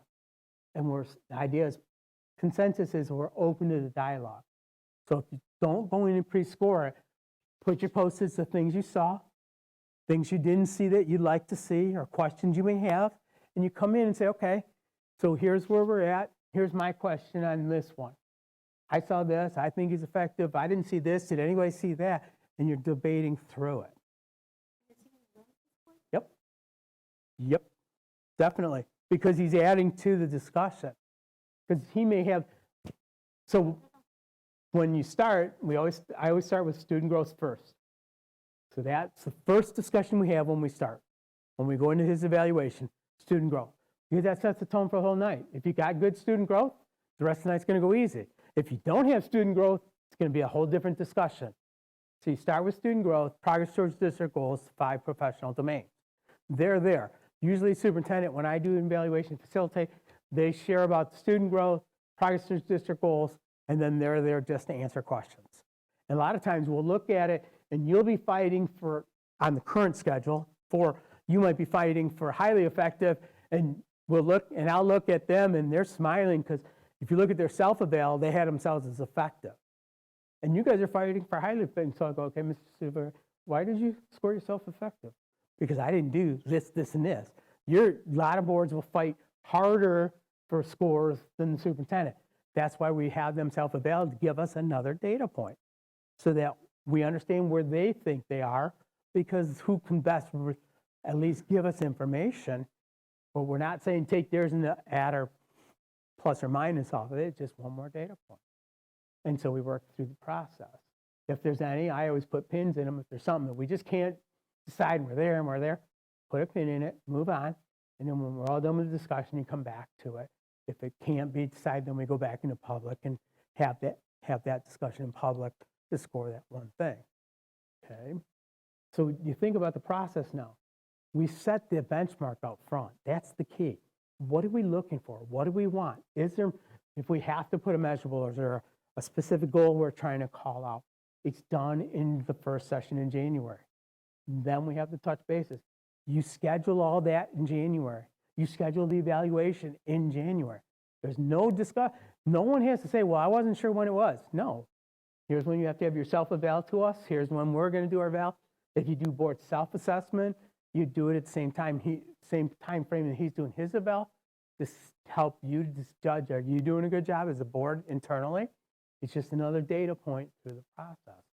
So you think about it, you got 5 touch bases before we ever put a number or a check mark to an evaluation for a superintendent. I look at it this way, it's like painting. Instead of just going in and saying, I'm going to paint the bathroom and paint it, we're saying, okay, let's decide in January to paint it and come up with a plan, and then we wash the room, and the next time we tape the room and we mud the room, pick the paint by the 3rd quarter, and the 4th quarter we're actually painting. Well, that's the easy part if we've done all the other stuff. It's when we don't do the other stuff and we try to paint, we get a terrible job.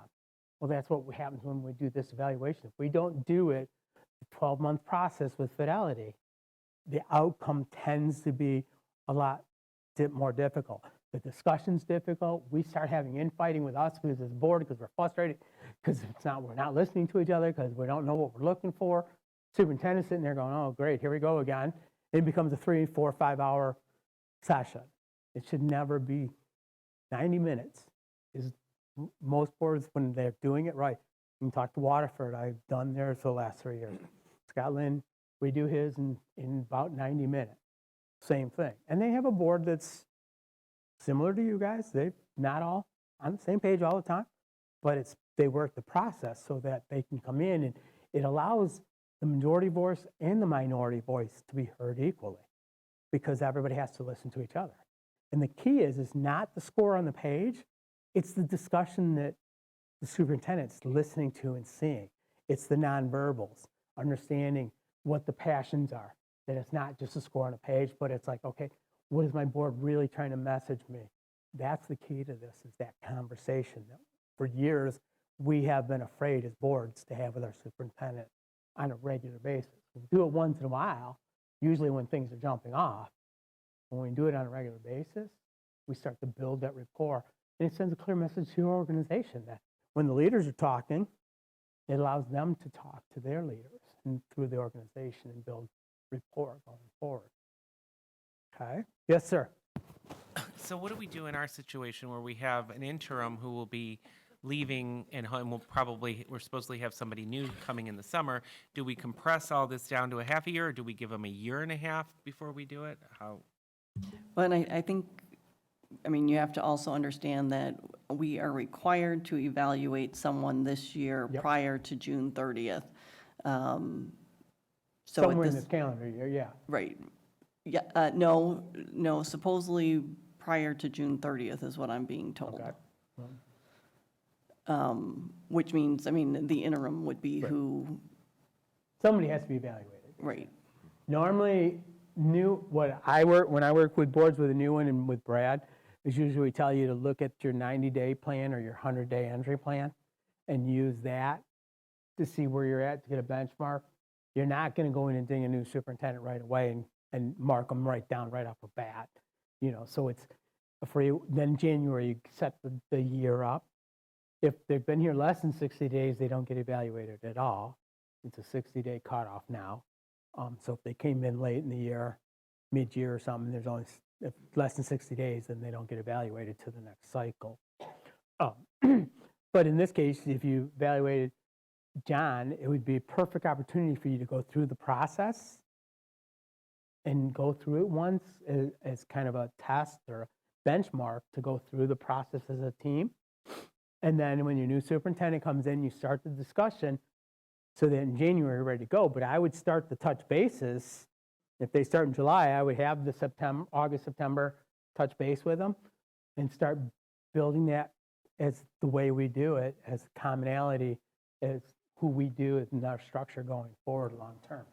When you would have, when they come in too, at one of those initial meetings, kind of setting the expectation at that point as well. And then, but it being more of the, as you said, like the 100-day thing, what are we looking for? He or she would actually have 6 months, right? I mean, through December, and then January start the new cycle. But you would have the same discussion at the beginning. You just, instead of using the whole rubric, you're looking at their 100 or 3-month, 4-month entry plan, and you're again doing the same thing. What does this mean to you? What do we expect to see? What are we hoping to see? Let them share with them what they think is going to happen so that you're all on the same page, so you know what you're looking for going forward. But it starts the discussion right away to build the rapport that this is how we function as a board. That new person jumps right in and knows. But think about it. You have an election in November. Maybe you have a new board member. It becomes who you are, because when you bring them in, we bring them right up to speed, and they go, this is what we do. Here's our 12-month cycle. It's just who we are. And the boards have been doing it on a regular basis. It's just who they are. I got boards that literally do touch base every month. They do their sit down with the superintendent every month at the board meeting, go into closed session for 15, 20 minutes and talk about it. That's just how they've decided to do it. The quarterly is kind of our threshold. More is great, less is not great. And so, but I've got boards that'll literally do it every month, but at least every quarter. And again, it doesn't have to be a long discussion. But it also is your superintendent opportunity to address the board and say, you know what, I know you like the job, I hear your concern, But let me share my concern about what's going on too. It's that give and take that gives them the opportunity to address the board too, in a safe atmosphere. Vegas rules, what's said in there stays in there kind of thing. So, okay, did that help? Is it a little more clear? Okay, questions now? So the whole process you walk through is a very standard HR process. It makes a lot of sense. Even in manufacturing, a lot have moved towards that because they used to use more archaic ones that weren't very feedback friendly. So again, what you're describing makes perfect sense.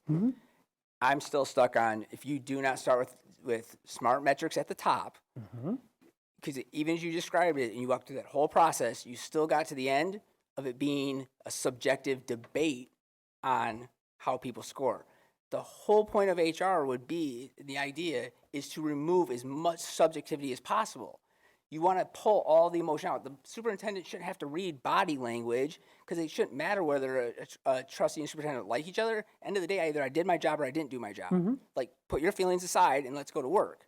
So I'm very, like, use business finance.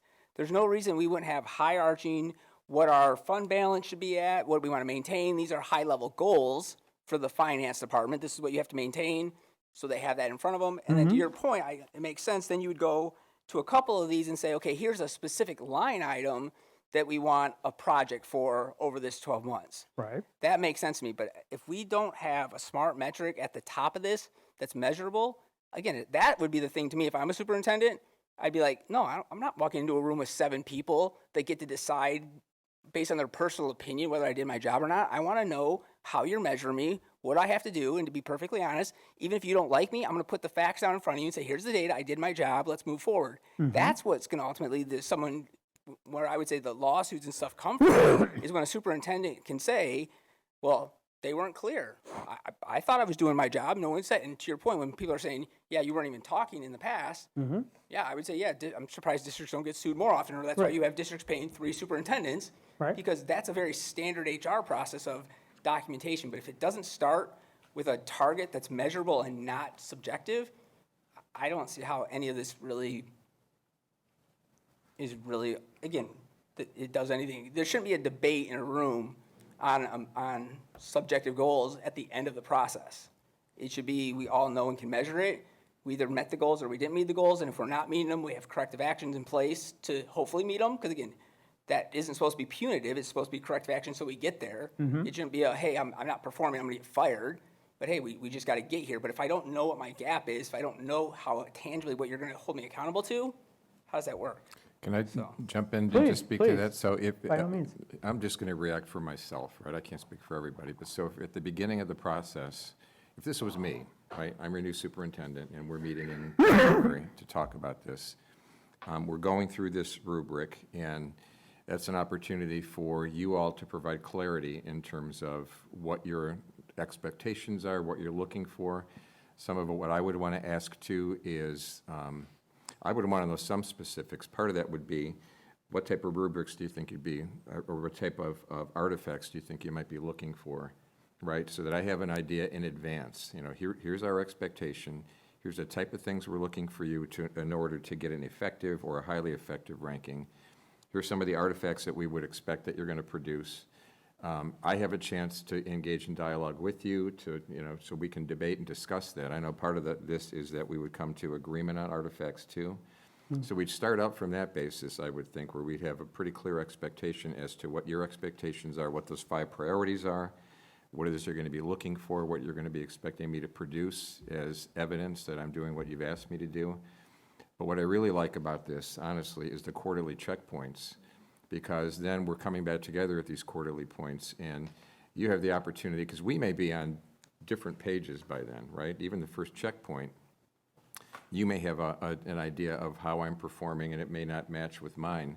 So I would love that, because it's an opportunity for you then to say, here's where we think you may be falling short, here's where we think you're killing it, whatever the case might be, right? And especially in the areas where you think I'm falling short, you'd be able to tell me, here are the ways that we think you are, here's what we would expect you to do so that we might see that differently next time. And again, we can talk about kind of some of what the artifacts might be that would help us get to that. So I would think I would have a hard time as a superintendent if we're doing that at the beginning, we're doing that quarterly. By the time we get to the end, even if I'm not thrilled necessarily with the final outcome, maybe I'd love to have you rate me as highly effective, but it's effective, and I'm not deliriously happy about that. But if without through the process, if you're able to demonstrate, and you've taken notes throughout that time too, and you're able to document kind of what the discussion was, what your expectations were, I guess I'd have a hard time even imagining how I'd get to the end of this, and how I would think about contesting it, taking it to arbitration, whatever it was that we had agreed to. It would seem to me it would be pretty clear and fair, and maybe I'm wrong about that. I'm just reacting to what I'm hearing. As I hear this process outlined in detail, that just makes sense to me, and it would seem fair to me because you're providing a roadmap at the very beginning as to what you specifically expect of me. Because as I read this, you can, some of this it can be looked at as somewhat subjective, different interpretations, but you're providing that clarity at the beginning. You're providing those checkpoints along the way to make sure that I understand too how you're reacting to what I'm doing. Am I on track? Am I not? I have a chance to course correct along the way, and then hopefully by the end of it, I'm where you need me to be and want me to be. So I'm just reacting again to what I'm hearing. That makes sense. It sounds fair. I would go into this, I think, optimistically, thinking that that would be an opportunity for us to all get on the same page, stay on the same page, and end up in a good place by the time we got to the end of it, for what it's worth. So during those quarterly check-ins that you're recommending, is it structured more informally, or is it an opportunity for the superintendent, say, to bring forward to the board, as evidence, here are some artifacts in this past quarter, that will support if I'm, on the right track, or once we review them, we say, well, we'd like to see this as well, or in addition to, or have you thought about this? It's really open. That's what's nice about it. It's not a structured, you got to do this, this, and this. I actually have, but I didn't explain, boards that have been doing this for a while, I usually have a 2-week out. So if you're meeting on the 1st, the 15th before, if you have any questions or any information you want, or reports or data, you give it to your board president 2 weeks out. A week out, superintendent responds, top level, quick, down and dirty, here's the answers, and then we come together and we have that discussion. Versus going into that discussion and, hey, tell us about this, and they don't have the data. So they're prepared. So they're prepared, and you're getting the information you need. Sure. Again, you can process that any way you want as a board. The idea is we want as much information as a board, so we go into that session prepared to have good discussion and not say, well, I didn't see this, when we could have asked a simple question, hey, could you provide us this piece of artifact? Or did you do anything on this piece that we talked about? So that they're prepared, or they can get you information ahead of time, so we make it productive when we go into that session. I would think that quarterly check-in would also be good in terms of not only seeing the artifacts to support these individual metrics, but to also ensure that, we're in the process of developing a strategic plan, so that, whatever conversation we're having with the superintendent does tie into what those goals are as well, in addition to ultimately what, the individual will be evaluated in at the end of those 12 months. Right. So I think it's a good check-in for both, not only the superintendent, but also for everyone on the board to tie in with the work that we should be doing. Exactly. What's really nice, though, is you're role modeling what you expect everybody in your organization to do. Have a discussion with your staff member, make some observations, share some suggestions, and give them time to make the adjustments. Come back over a period of time, observe, were they successful? Did it work, or do we need to make other changes or whatever? You're doing the same thing. You're just role modeling at a higher level to show your whole organization, this is what we expect for everybody. If I'm a classroom teacher and I see my board doing this with my superintendent, right? 7 people who are just parents, community members passionate about education, taking the time and energy to do this. It sends a really powerful message to your organization to say, we value continuous improvement. We value communication. we value continually getting better than we are today. You're role modeling what you want versus just talking about it. You're actually doing it. Yes, ma'am. What kind of district level reports would be helpful to see during some of those quarterly check-ins?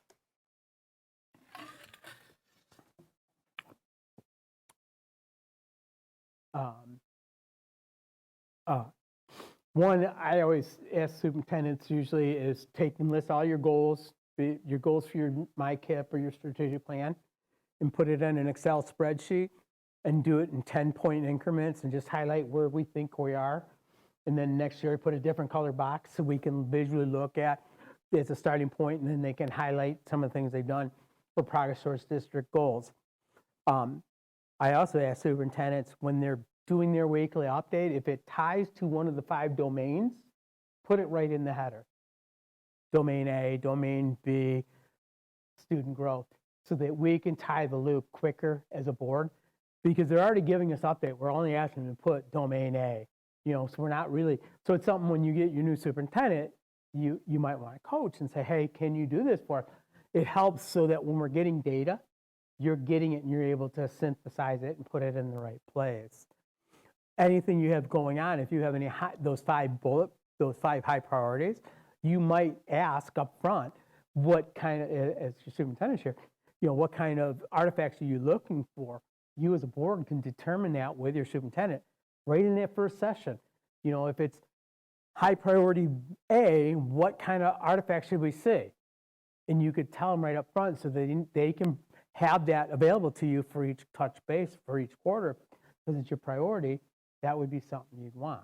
Strategic plan, updates. Student growth, you should be getting all year, so you should be able. Yeah, that's something I was wondering. Like, I know iReady has 3 different checkpoints during the year, so we should probably be getting that kind of assessment data Whenever the it's available. results come in. Yep. And I remember at the MASB training we had back in July last year, they were talking about student behavior kinds of reports. So we have a general idea of like how many suspensions are taking place or something like that. But again, you set it goes into the expectations that you set with your superintendent. Yeah, I was asking for examples, I If guess, you're looking, that if you think, districts use. what do our interventions look like? What does our tier 1, tier 2 look like? If that's priority to you, you could say, well, can we, and the best thing to do, the easiest thing to do is, Mr. Superintendent, for successful, what should we see? And they should be able to tell you, you should see an improvement of this, or you should see numbers like this, or we should be able to generate reports like this. That's what we hired them for, their expertise. We don't have to figure out all the answers. We just have to say, what's our, we want to know what the tier 1 interventions look like and are we having an effect? Well, then they can go tell you what tier 1s look like, what they're putting into it, what's the outcomes coming, because we've told them that's what we want. That's the key in that first session. What are the things we're looking for? If that's one of your high priorities, then it becomes one of your priorities. They know up front, this is what we're looking for. Okay? A lot of times it comes right out of your strategic plan. A lot of it's already called out in strategic plan. But again, if you look at strategic plans, they're not typically SMART goals written right out front. They're more broad goals. That's how we write strategic plans. It's when you get into the nut and bolts and doing objectives is when the SMART goals drop in. Yep. But the thing is I'll challenge you and I challenge every board. When you have your strategic plan, put it on your agenda and talk about it at every board meeting. Get a report, general discussion, update from the superintendent, a presentation, because if you don't do it on a regular basis, it becomes that 6-inch ring binder in somebody's office that hazmat has to come in after 5 years and get it out of there for you because it's full of mold and dust and mites and everything else. It needs to be a living, breathing document. You got to be talking about it every day. And that's what we challenge boards. So again, it's another opportunity because now it's there. You're talking about it on a regular basis. It's not waiting to the quarterly touch base. We're talking about it tonight. And we're talking about it at the next meeting. We're going to talk about it at the next meeting, even if it's a straight up 5-minute, hey, this is something new, or here's something that's coming down the line, or here's something we're working on. It could be just a simple update from your superintendent, but it could be a presentation from your staff who are putting something in place already. But think about the strength it gets because strategic plan is stakeholder driven. It really has a lot of growth. That's how you start benchmarking things, because you're telling them up front what we're looking for. Okay? It's going to take you a full cycle. Don't get hung up that first 12 months. It's going to take you full cycle to go through it, to really grasp it as a team. It just takes time. It's the boards that have been doing it for a long time. It's just because they've done it for a period of time. And, you know, even with new board members coming in now, it's just, that's culture for them now. So it just takes some time to go through. Okay? You have my cards. By all means, reach out. If you have questions, you know, we do a lot of stuff in a 2.5-hour window here for you. A lot of questions, and, oh, what did he say about that? Reach out. I'm, you know, not just, I do a lot of, anything in governance is my area, and I do a lot of it. So if you got questions, reach out. If I can't answer them, I'll get you to the right person. We're here to help you guys. We're passionate. I'm passionate about public education, because I get to affect your kids tonight and somebody else's kids Saturday, and, you know, but we're here to help you guys. Don't feel like you're alone. You know, there's people out there that want to help you, you know, and answer your questions or get you the right people. So that's why I give you my card. By all means, reach out as you go through this and go, how do we do this again? Or what's the question? And I'm only 15 minutes or 20 minutes away, so, because I'm in Warren, I'm not in Lansing. So, yeah, I'm close. I'm not a staff member. I actually have a real job. I work all day, so, and then come out and do this in the evening, so. So I did have one more question. So as we work towards, again, still at some point, smart metrics, being more data-driven, would you think it's beneficial from a board standpoint to look at like some historical data so we have a better understanding of where we are? So if we want to look forward to say, okay, where have we been? So we have, again, a better understanding. Again, coming from an industry, like that's the way you want it. If I want to know how we get better, I look back historically. What were my top defects? What were my downtime? And then I can judge forward. Would you think that's value added for a board to have some historical data around some of these topics so that we have an understanding of where the district has been, to be more familiar? Well, especially when you have a new superintendent in, it's going to be more critical, because they're going to need to know where you've been. So they're going to have to research a little bit to have a baseline to know where you've been. They're going to try to get the learning curve too. So trend data, when we do strategic plan, we use 5-year trend data, because you have to know where you've been to know where you're going. And so, yeah, but again, use some grace with the new superintendent. Don't kill them the first month asking 10,000 jobs. Get them in, at least give them 30 days or 60 days before you start killing them. But no, trend data is always at least not on everything, but on those bigger topics. Yeah, you need to know what got us to this point to know how we go forward. History helps dictate where we're going in the future. Okay. Any other questions? Was it Thank you very much. Good. Very helpful. good? I'm glad. Thank you for the opportunity to come out and spend some time with you guys. Well, thank you for coming. Oh, no problem. Appreciate that. I'm sure we will have questions as we move along through this process and Yep. schedule a review for our interim superintendent, so we Yep. can cross that off, so appreciate that. No problem. I will say that we don't have anyone who is here and has not requested public comment, so I'm just going to skip the public comment at this point. And if there's no objection, then we will adjourn at, gotta find my time here, 8:47. Oh, 8:37? Thank you. Okay, well, we are adjourned at 8:37 then, everyone. Have a good night. Thank you for coming.